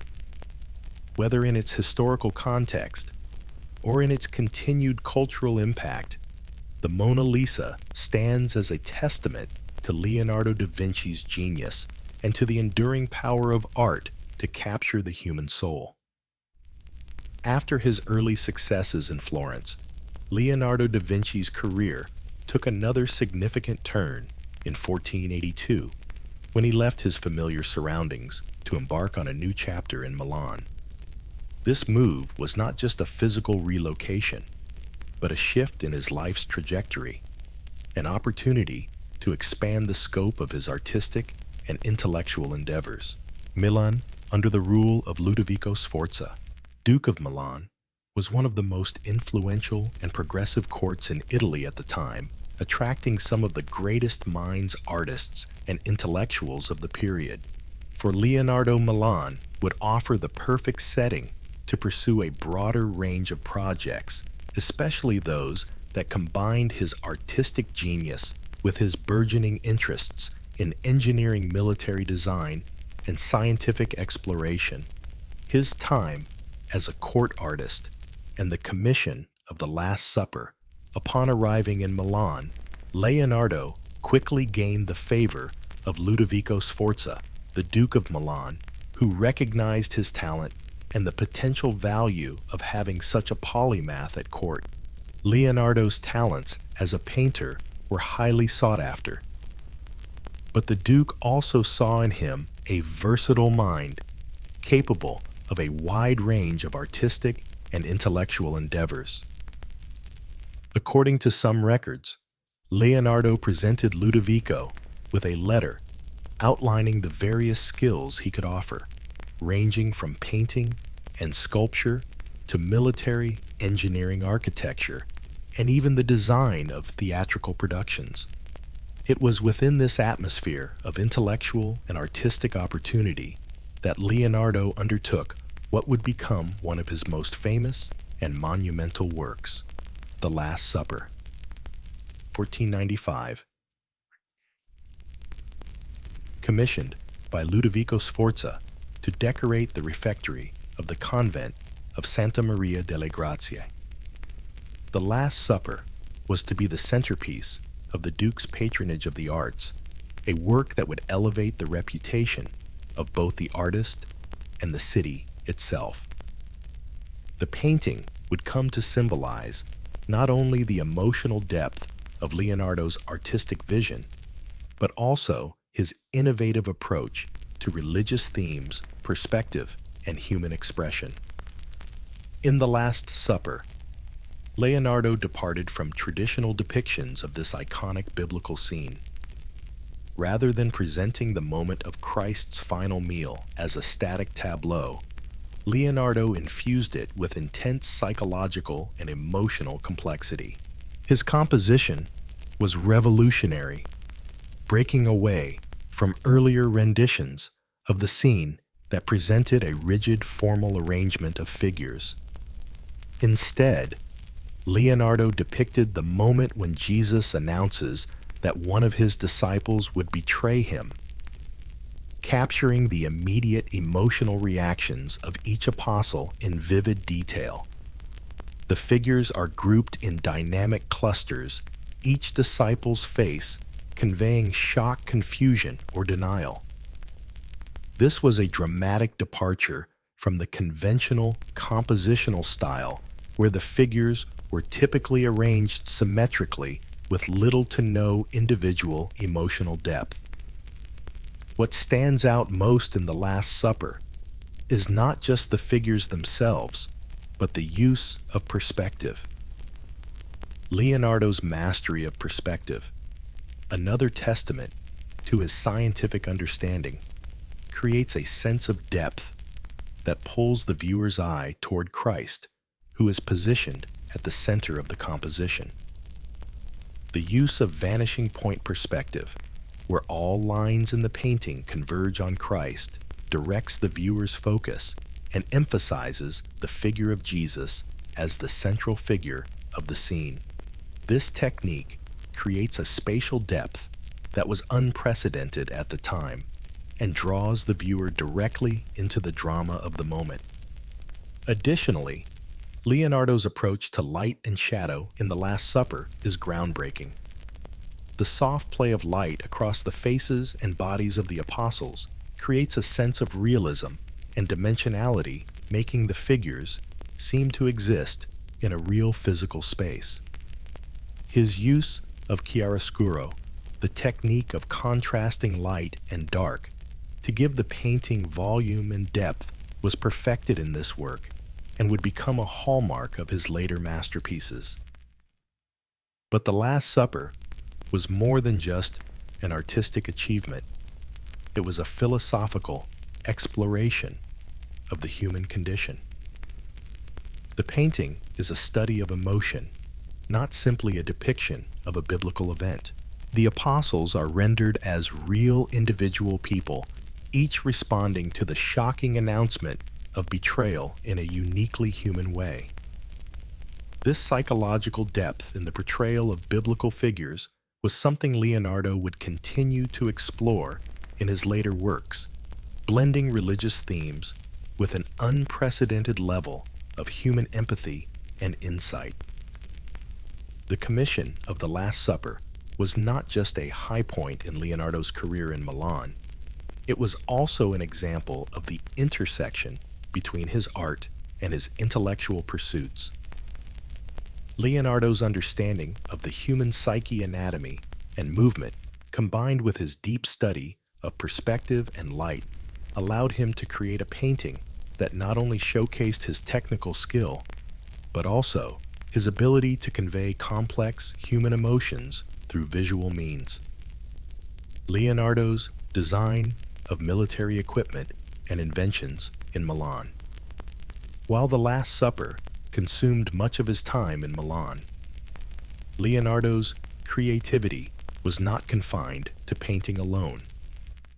The court of Milan offered him the opportunity to expand his work into other areas of artistic and intellectual innovation, particularly in the field of military engineering. Duke Ludovico, ever the patron of progress, was eager to make use of Leonardo's talents in the development of military technology to defend and expand his rule. Leonardo's designs for military equipment and inventions during his time in Milan were nothing short of extraordinary. His notebooks from this period are filled with sketches of siege weapons, ballistae, and crossbows, as well as more ambitious machines like the armored vehicle, which we have already discussed, and other contraptions designed to be used in the heat of battle. These designs showcase Leonardo's brilliant understanding of mechanics, physics, and human ingenuity. Many of his creations were far ahead of their time, so much so that they were never built during his lifetime, as the technology of the era could not support them. Yet the designs demonstrate a visionary mind capable of imagining machines of war that would not be realized until centuries later. One of the most fascinating inventions from this period is Leonardo's design for a flying machine, a device that sought to mimic the movements of birds in flight.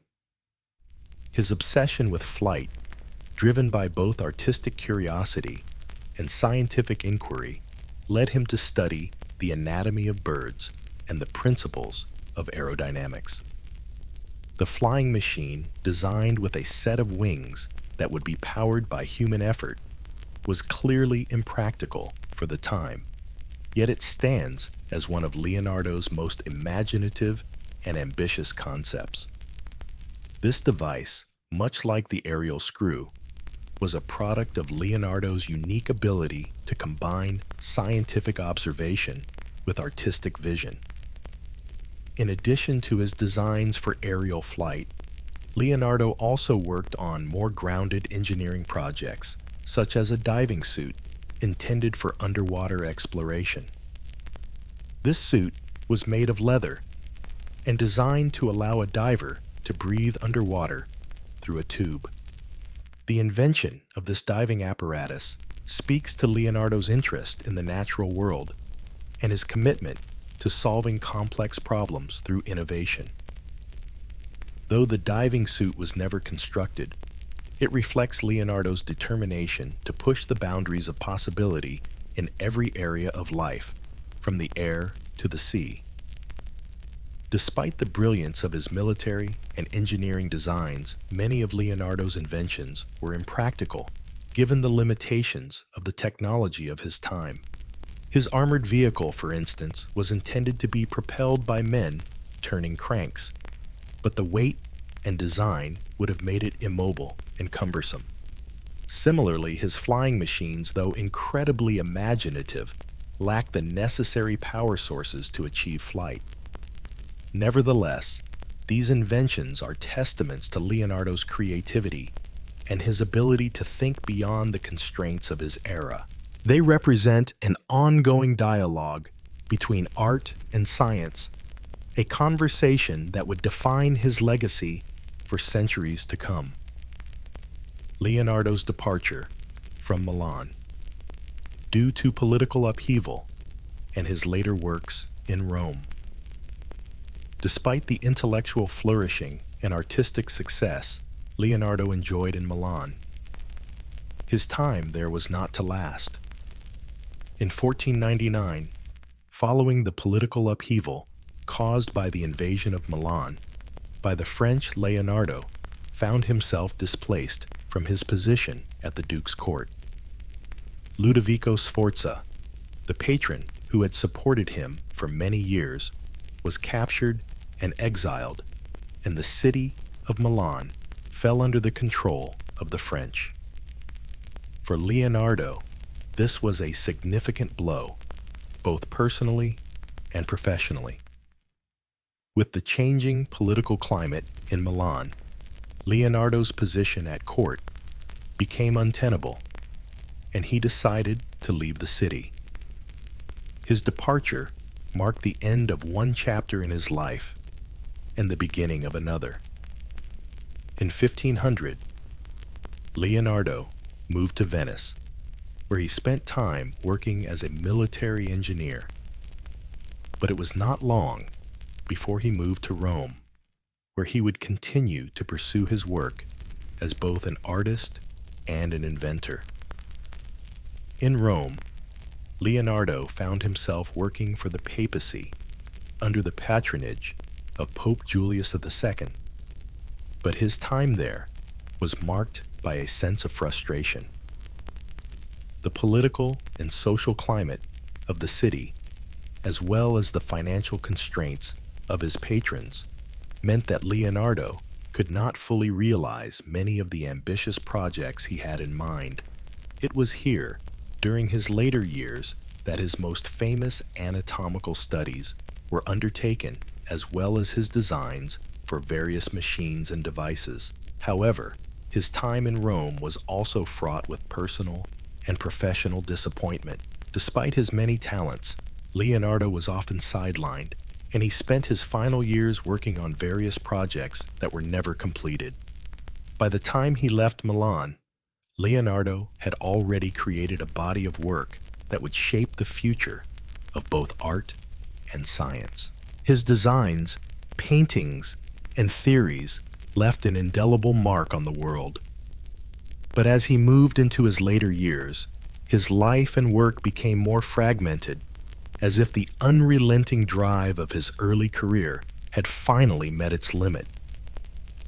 In many ways, his departure from Milan symbolizes the end of the Renaissance era, the end of an age of political and intellectual optimism, and the beginning of a more uncertain period in Leonardo's life. Despite the setbacks and frustrations of his later years, Leonardo da Vinci's time in Milan remains one of the most significant periods in his life. The works he created, from The Last Supper to his military designs, solidified his place as one of the greatest minds in history. And even as he faced political upheaval and personal challenges, his later years in Rome proved to be a final chapter of creative productivity, one marked by both triumph and loss, invention, and unrealized potential. Leonardo's time in Milan, in many ways, captured the essence of his genius, a period of unrestrained creativity, artistic brilliance, and intellectual curiosity. It was here, in the courts of Ludovico Sforza, that Leonardo truly began to explore the full range of his abilities. He was not just an artist, he was an inventor, an engineer, a thinker, and a dreamer. His time in Milan stands as a testament to the boundless potential of the human mind, a reminder that true greatness often lies not in the things we create, but in the vision we have for what is possible. Leonardo da Vinci's insatiable curiosity and his extraordinary ability to blend art with science have left an indelible mark on the course of human knowledge. While much of his groundbreaking work remained unpublished during his lifetime, the far-reaching implications of his studies in engineering, anatomy, astronomy, and numerous other fields became the foundation for advances that would emerge centuries after his death. Leonardo's remarkable ability to foresee future innovations, coupled with his relentless pursuit of understanding the natural world, means that his contributions to modern technology, art, and science are still felt today, despite the fact that many of his ideas were not fully realized in his time. Leonardo's influence on modern science cannot be overstated. His relentless drive to understand the world around him led him to pioneer fields of study that would not be fully appreciated until much later. Though he lived in an era of limited technology and scientific resources, Leonardo's scientific observations were far ahead of their time, establishing him as one of the greatest minds to ever walk the earth. His work was not just a product of the Renaissance's burgeoning intellectual climate. It was a timeless force that resonated through history, influencing thinkers, scientists, and artists across centuries. The far-reaching implications of Leonardo's work in various fields. Leonardo's influence stretches across a vast range of disciplines, from engineering and anatomy to astronomy and fluid dynamics. His notebooks, filled with thousands of pages of drawings and observations, provide a window into a mind that never rested, a mind that sought to understand the mysteries of the universe and the human experience. From flying machines and war technologies to hydraulics, muscle anatomy, and mechanical devices, Leonardo's ideas were as varied as they were visionary. His engineering designs were a testament to his understanding of mechanical forces and his ability to imagine machines that could, in theory, revolutionize the way people lived and worked. His sketches of the aerial screw, for instance, prefigured the development of the helicopter by nearly 400 years. The flying machine, another of his ambitious designs, anticipated the principles of aerodynamics that would not be fully understood until the 20th century, and would not be practically applied until the Wright brothers' first powered flight. Yet, even with the absence of modern engineering tools and materials, Leonardo was able to envision concepts that would later become the foundation for entire industries. In anatomy, Leonardo's dissections of the human body were unprecedented in both their depth and detail. He created some of the most accurate and intricate drawings of human anatomy that had ever been produced. His studies on the human skeleton muscles and circulatory system were centuries ahead of medical science. His observations on the heart and its valve systems, for example, foreshadowed later discoveries in cardiovascular physiology, while his studies of human movement were crucial to the field of biomechanics. His detailed drawings of the muscles, particularly those of the face, not only served his work as a painter, allowing him to create lifelike portraits, but also laid the groundwork for later studies in human motion and physiology. In astronomy, Leonardo's observations and sketches of the moon and stars, although not as scientifically rigorous as those of Galileo, still revealed his remarkable understanding of celestial phenomena. He understood the phases of the moon and made remarkably accurate sketches of its surface, anticipating the space exploration efforts that would not materialize until the 20th century. His study of the moon's light and shadows showed a level of observation that would not be fully appreciated until modern telescopic technology emerged. One of Leonardo's most remarkable abilities was his holistic approach to science. He saw connections between disciplines that others did not. His artistic work, from the depiction of the human form to the portrayal of natural landscapes, was informed by his scientific studies. The way he drew anatomy, light, and perspective was grounded in his understanding of how the human body and the natural world worked. It was this integration of science and art that set him apart from his contemporaries, and his ability to visualize problems in multiple dimensions made his insights not only ahead of their time, but also, in many cases, still revolutionary. How his ideas were ahead of his time and influenced future generations of thinkers. Leonardo da Vinci's ideas were so far ahead of his time that many of them were not fully realized or appreciated during his lifetime. His anatomical studies, for example, were not published until centuries later, and his engineering designs were only rediscovered in the modern era. Yet even without the technological means to test his theories, Leonardo's ideas had a profound impact on the future of science and technology. In engineering, many of his inventions were not practical during the Renaissance due to limitations in materials and technology. His design for an armored tank, for example, was not feasible at the time, yet it anticipated the development of modern military vehicles. Similarly, his flying machine and helicopter designs foreshadowed the birth of modern aviation. But it would be centuries before the technological advancements necessary for their construction came to fruition. Nonetheless, Leonardo's imaginative concepts provided the intellectual framework for later generations of inventors and engineers who would bring his ideas to life. His work in hydrodynamics, the study of water and its flow, was another area where his ideas were centuries ahead of their time. Leonardo's designs for canal systems and water-lifting devices were far more efficient than the systems in use at the time, and his detailed study of water's flow dynamics influenced later developments in fluid mechanics. His ability to understand and visualize the behavior of water, from the study of waves and eddies to the design of efficient pumps, laid the foundation for modern hydraulics.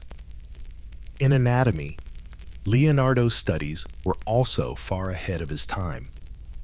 His dissection of human bodies, especially his observations of the circulatory system, provided a level of insight into the functioning of the heart and the blood vessels that would not be confirmed until William Harvey's work on blood circulation centuries later. His observations of the muscular system and skeletal structure were groundbreaking and influenced both medical practices and the arts. His drawings of the human face and its underlying musculature, as well as his studies of human motion, would inspire generations of artists and anatomists who sought to achieve the same level of realism in their depictions of the human form. Leonardo's influence was not confined to the Renaissance or even to his own era. His ideas laid the groundwork for future generations of thinkers who built upon his concepts. In medicine, anatomy, and physiology, his pioneering studies were rediscovered in the 19th century, contributing to the advancement of medical science. In engineering, his designs would inspire the development of mechanized machines and modern aviation. His work in optics, particularly in his understanding of how light interacts with surfaces and how the human eye perceives color, laid the foundation for later developments in photography and cinematography. And in art, his integration of science and observation has influenced every generation of artists since. His contributions to modern technology, art, and science. Despite the fact that much of Leonardo's work remained unpublished during his lifetime, his contributions to modern technology, art, and science are vast and enduring. His ability to bridge the gap between art and science not only changed the way artists approach their craft, but also shaped the development of scientific thought.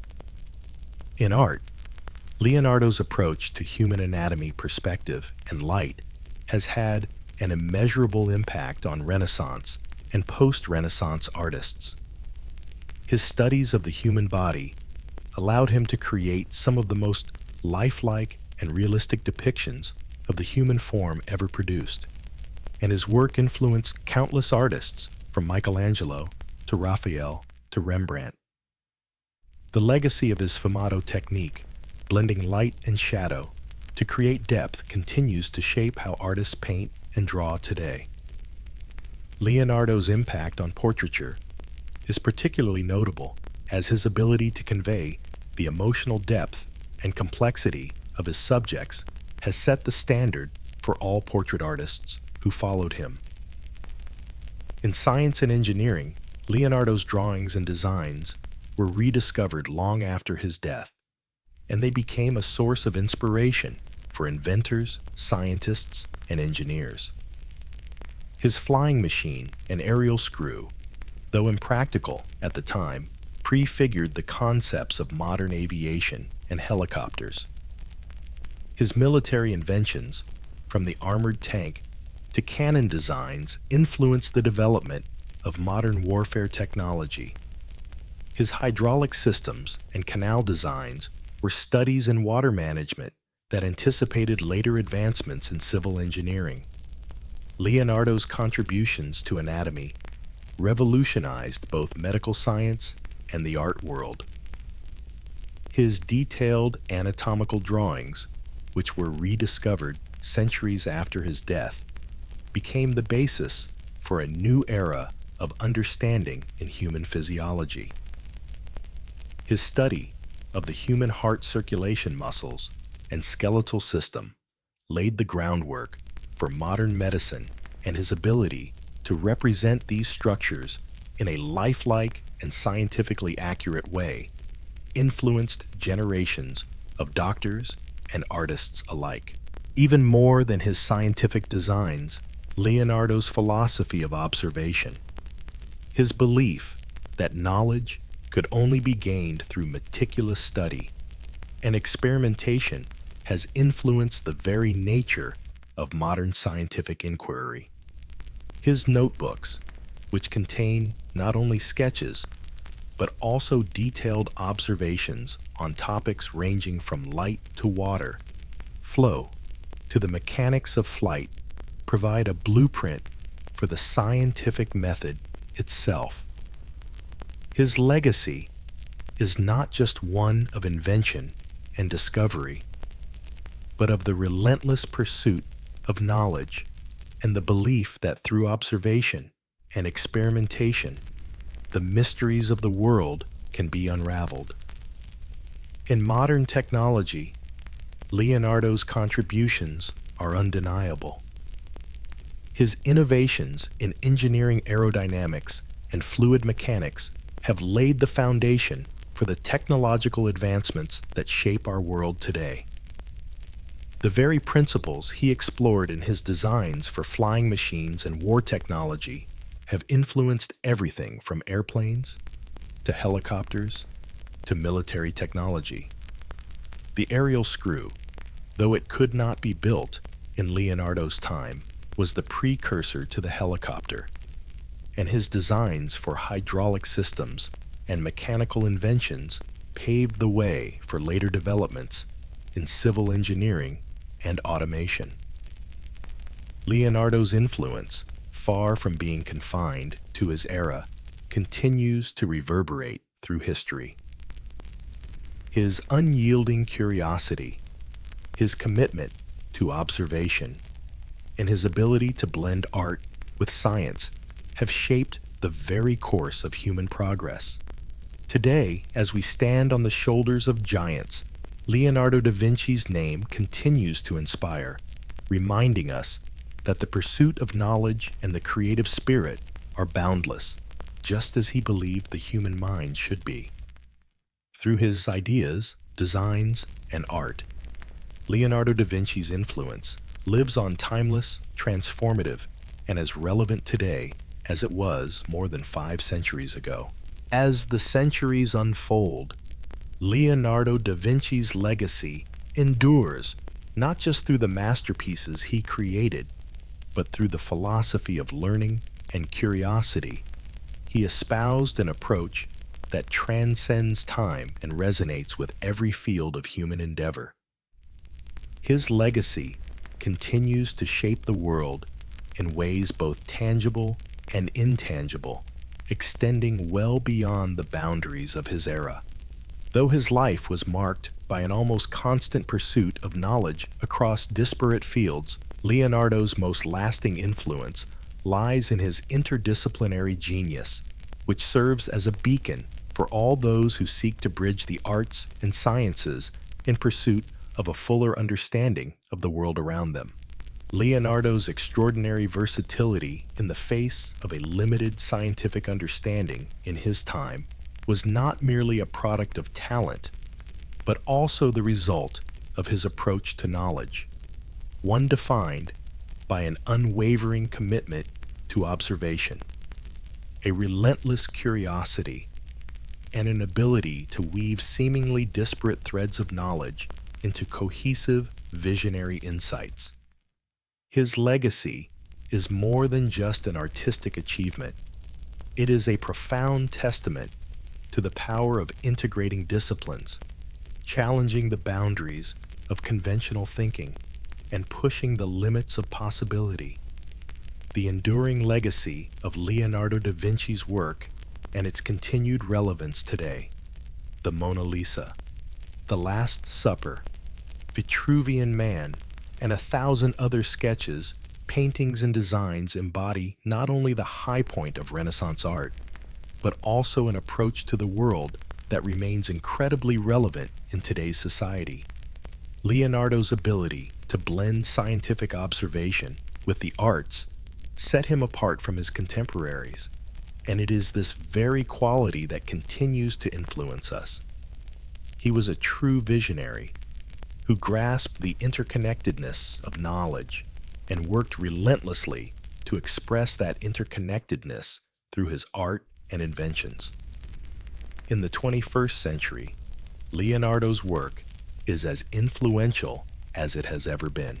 His scientific ideas, though, centuries ahead of their time, are continually rediscovered and put into practice. His understanding of the human body through his anatomical studies laid the foundation for modern medicine and surgery. His study of fluid dynamics and hydrodynamics has shaped the field of engineering and continues to inform the designs of modern-day machines and infrastructure, from the study of river flows to the construction of dams and hydroelectric systems. Perhaps the greatest testament to the enduring relevance of Leonardo's work lies in his engineering designs, many of which were born of his visionary imagination. Designs for flying machines, such as the aerial screw, were centuries ahead of their time. Though the technology needed to build such machines did not exist, during his life, Leonardo's concepts laid the intellectual foundation for aeronautics and the development of modern aviation. The helicopter, for example, which Leonardo conceived in the late 15th century, would not become a reality until the mid-20th century. But it was his genius that saw the possibility in flight, even when the tools to achieve it were far out of reach. Even in his era, Leonardo foresaw the path humanity would follow in its pursuit of innovation. And today, his designs continue to captivate engineers, scientists, and thinkers. The Vitruvian Man. His famous sketch of the human form, based on the proportions of the ancient architect Vitruvius, is not only an enduring image in art, but also a reference for architects and engineers who continue to study human proportions to ensure harmony in the design of both buildings and products. Similarly, his work on anatomy and movement is used as a reference in modern biomechanics, sports medicine, and even the development of robotics, where understanding human motion and function is crucial to developing machines that mimic or interact with the human body.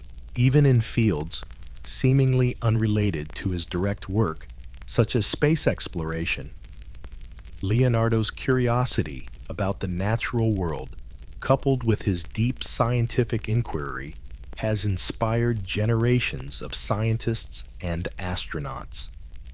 His interest in mapping the stars, studying the moon, and examining the motion of the planets prefigured the principles of astronomy and astrophysics.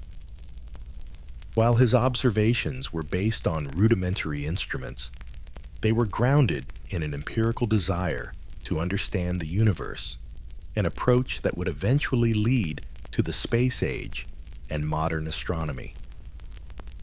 The ongoing popularity of Leonardo's art is a reflection of his profound influence on the human experience. Works like the Mona Lisa, The Last Supper, and the Vitruvian Man continue to attract millions of visitors to museums around the world. But it is not merely the beauty of these works that draws people in. It is the mystery, the humanity, and the universality embedded in them. Leonardo's art resonates with people across generations and cultures because, at its core, it speaks to the human condition, our quest for meaning, our attempts to understand the world around us, and our search for beauty and truth in the face of uncertainty. His interdisciplinary genius as a model for future generations. Leonardo da Vinci was not just a painter, sculptor, or engineer. He was a polymath, someone whose intellectual curiosity and thirst for knowledge spanned across disciplines. He did not compartmentalize his interests. He recognized the connections between different fields and approached them as one unified body of knowledge.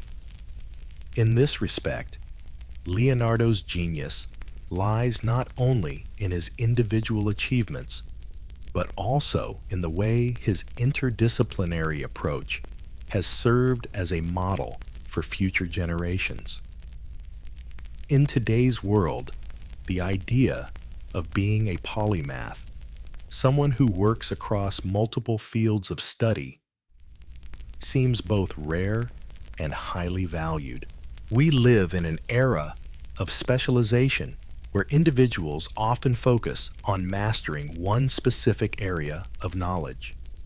However, Leonardo's life and work remind us of the immense potential for innovation that exists when we allow ourselves to move freely between different domains of knowledge. His ability to blend art with science and his pioneering efforts in anatomy, engineering, and astronomy show that innovation often arises from the intersections of disciplines where ideas and methods from one area can inspire breakthroughs in another. In modern education, there is a growing recognition of the importance of a cross-disciplinary approach, an approach that mirrors the work of Leonardo. This idea is central to movements such as STEAM, science technology, engineering art, and mathematics, which seeks to integrate artistic thinking with scientific inquiry. In the realm of artificial intelligence, for example, the convergence of engineering and creative thinking has led to innovations that draw on both fields, such as the creation of AI-generated art and robotics. Leonardo's example demonstrates that the greatest advances often come not from rigid specialization, but from embracing curiosity, exploration, and the integration of diverse knowledge. Leonardo's approach to learning, his belief that observation and experimentation were key to understanding the world, has influenced countless thinkers, innovators, and creators. Today, scientists in fields ranging from medicine to technology to architecture often cite the importance of curiosity-driven research in driving meaningful discoveries. Innovative thinkers, whether they are biologists studying genetics, astronomers exploring distant galaxies, or engineers designing sustainable energy systems, are inspired by Leonardo's example of how deep observation and cross-disciplinary thinking can lead to profound breakthroughs. One of the most striking aspects of Leonardo's legacy is his ability to visualize solutions to problems long before they were achievable. His designs for flying machines, military technologies, and mechanical devices were all based on an understanding of principles that could not yet be put into practice.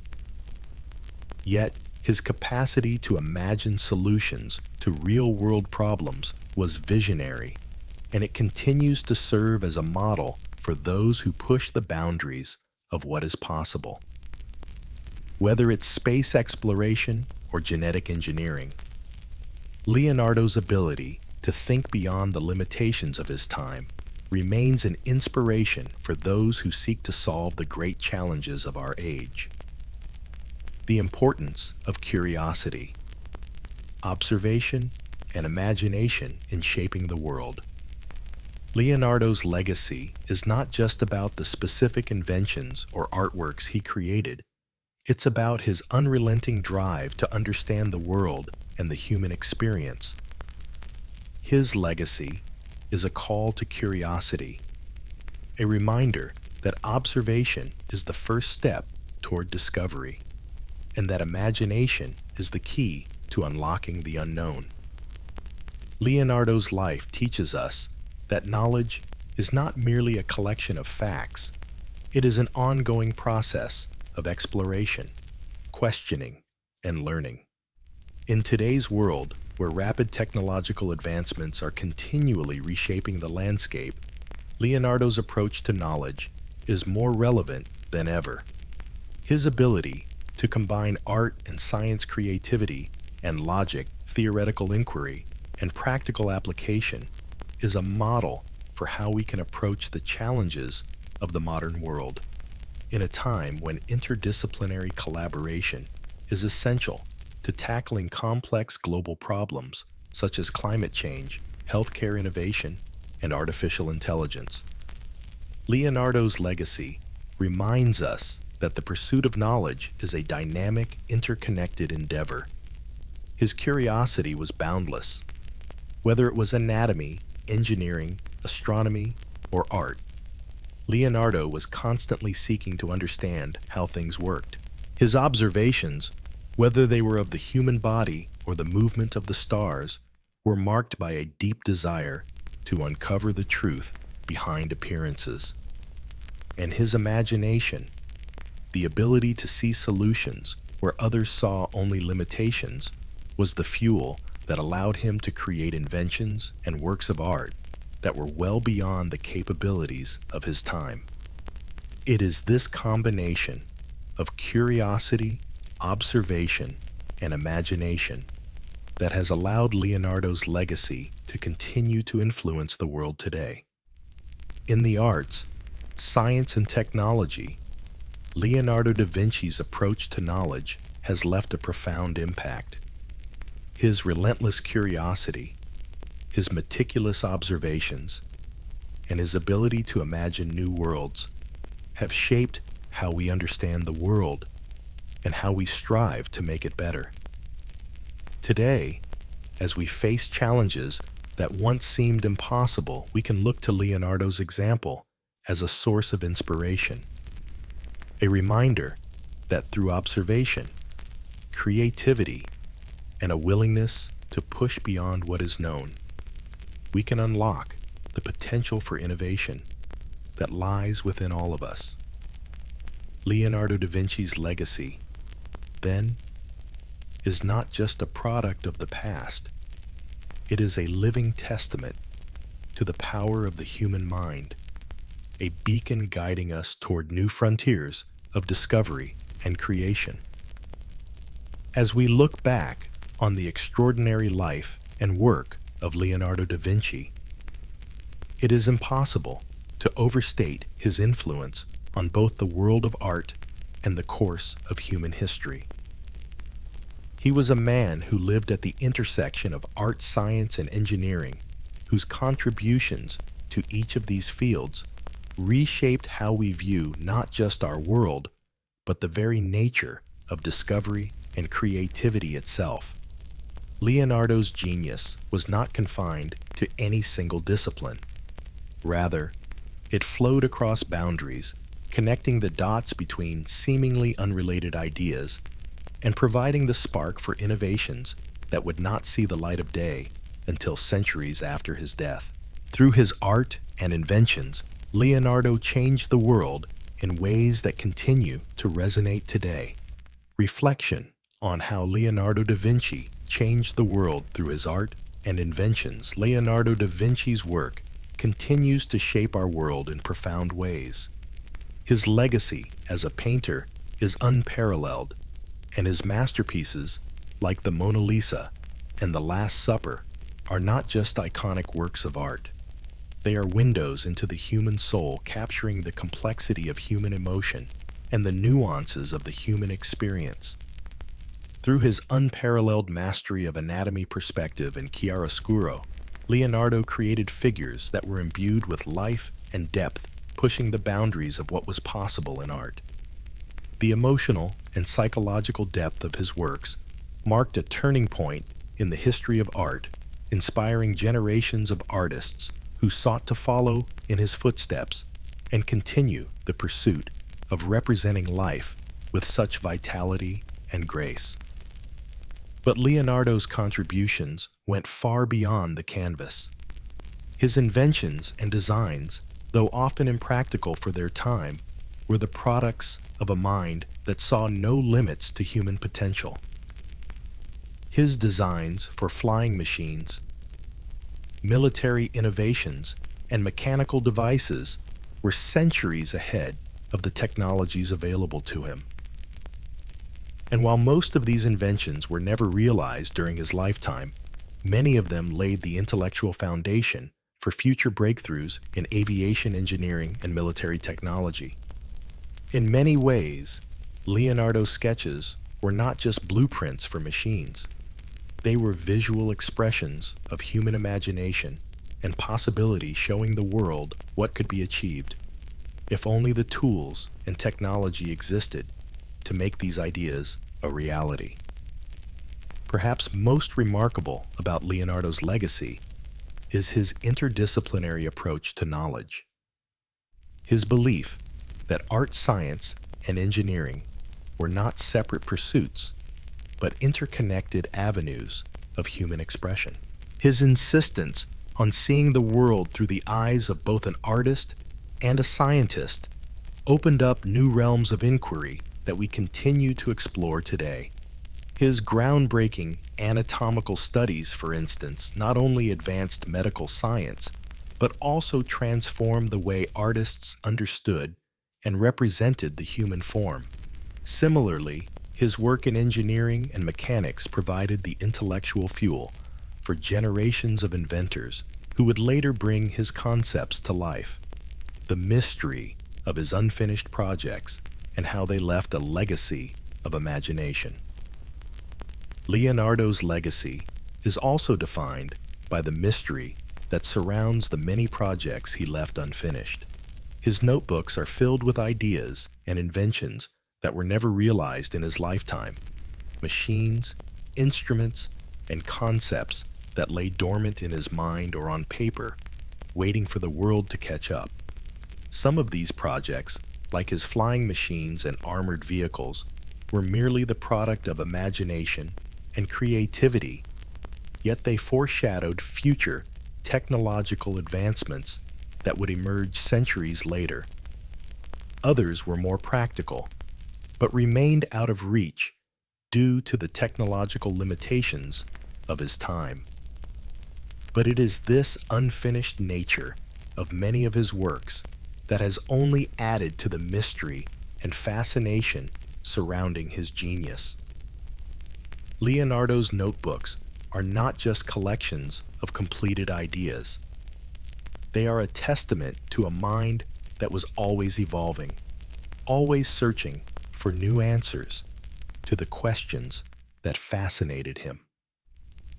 The mystery of his unfinished projects, his aerial screw, his hydraulic systems, his war machines offers a window into his imagination, showing us that the pursuit of knowledge and discovery is a never-ending process, one that is constantly shifting and adapting as new questions arise and new challenges present themselves.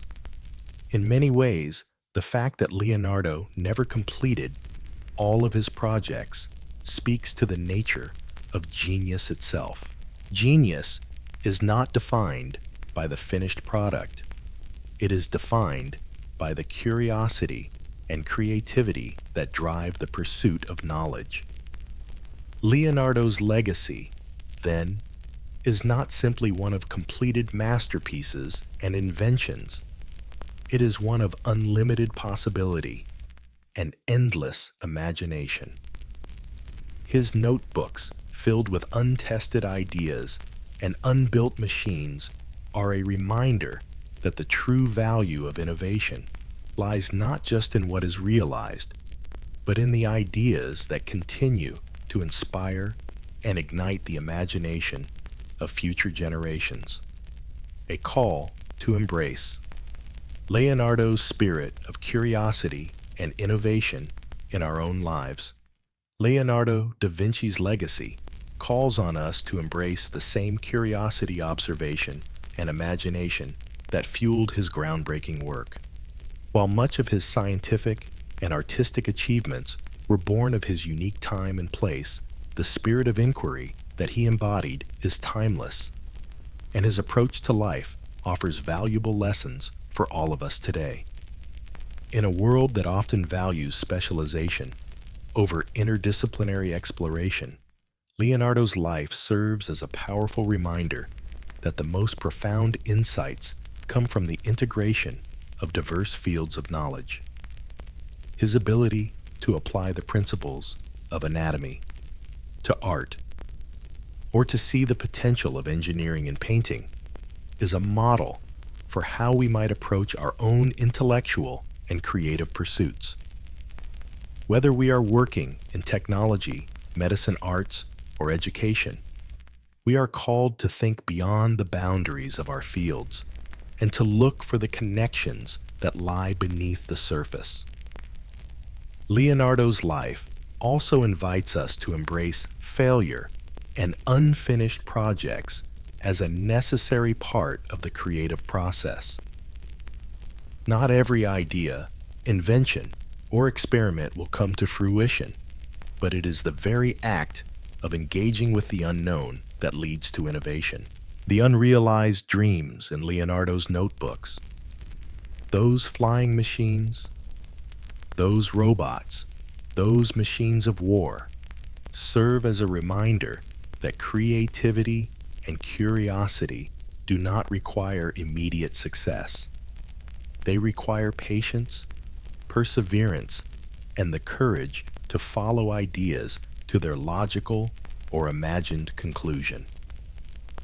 If Leonardo's life teaches us anything, it is that the pursuit of knowledge and creativity is a never-ending journey, one that requires us to remain constantly curious, open-minded, and committed to questioning the world around us.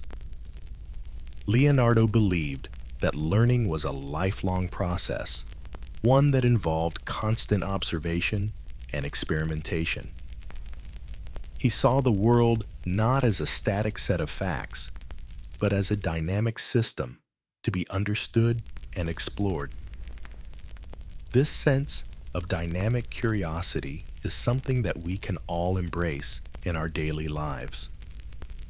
Whether in our personal or professional endeavors, we can apply the same principles of observation, experimentation, and imagination that Leonardo championed to make meaningful contributions to the world around us.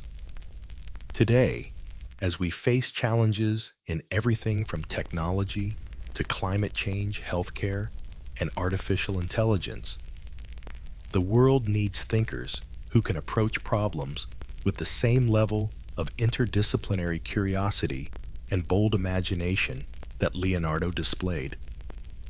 We need people who can draw connections between seemingly unrelated fields, who can approach complex problems with a blend of creativity and analytical rigor, and who can push the boundaries of what is possible with the power of invention and discovery. Leonardo's life, filled with both triumphs and unfinished projects, offers a powerful vision for how we can approach the future. His ability to remain relentlessly curious, to question and experiment, and to merge seemingly disparate fields of knowledge into something new is a model for all of us. It is a call to explore, to innovate, and to embrace the unknown in pursuit of a world that is constantly evolving and improving. In a world that is often defined by uncertainty and change, Leonardo's life and legacy remain a guiding light, reminding us that the greatest discoveries are yet to come. His curiosity never ceased, and his imagination never waned. As we reflect on his legacy, we are invited not just to admire his achievements, but to carry forward the spirit of curiosity and innovation that drove him. Leonardo's story is one of endless possibility, of a mind that refused to be constrained by the limits of its time, and instead saw a world full of untapped potential. In embracing Leonardo's curiosity, his unquenchable thirst for knowledge, and his willingness to imagine the world as it could be, we too can become agents of change and discovery in our own time. His spirit calls us not to accept the world as it is, but to dream, to create, and to question the future just as he did. Leonardo da Vinci's legacy is not just a part of history. It is a living force that continues to shape the way we think, work, and explore the world around us. It is a legacy that we too can inherit, if only we embrace the boundless curiosity that lies within all of us.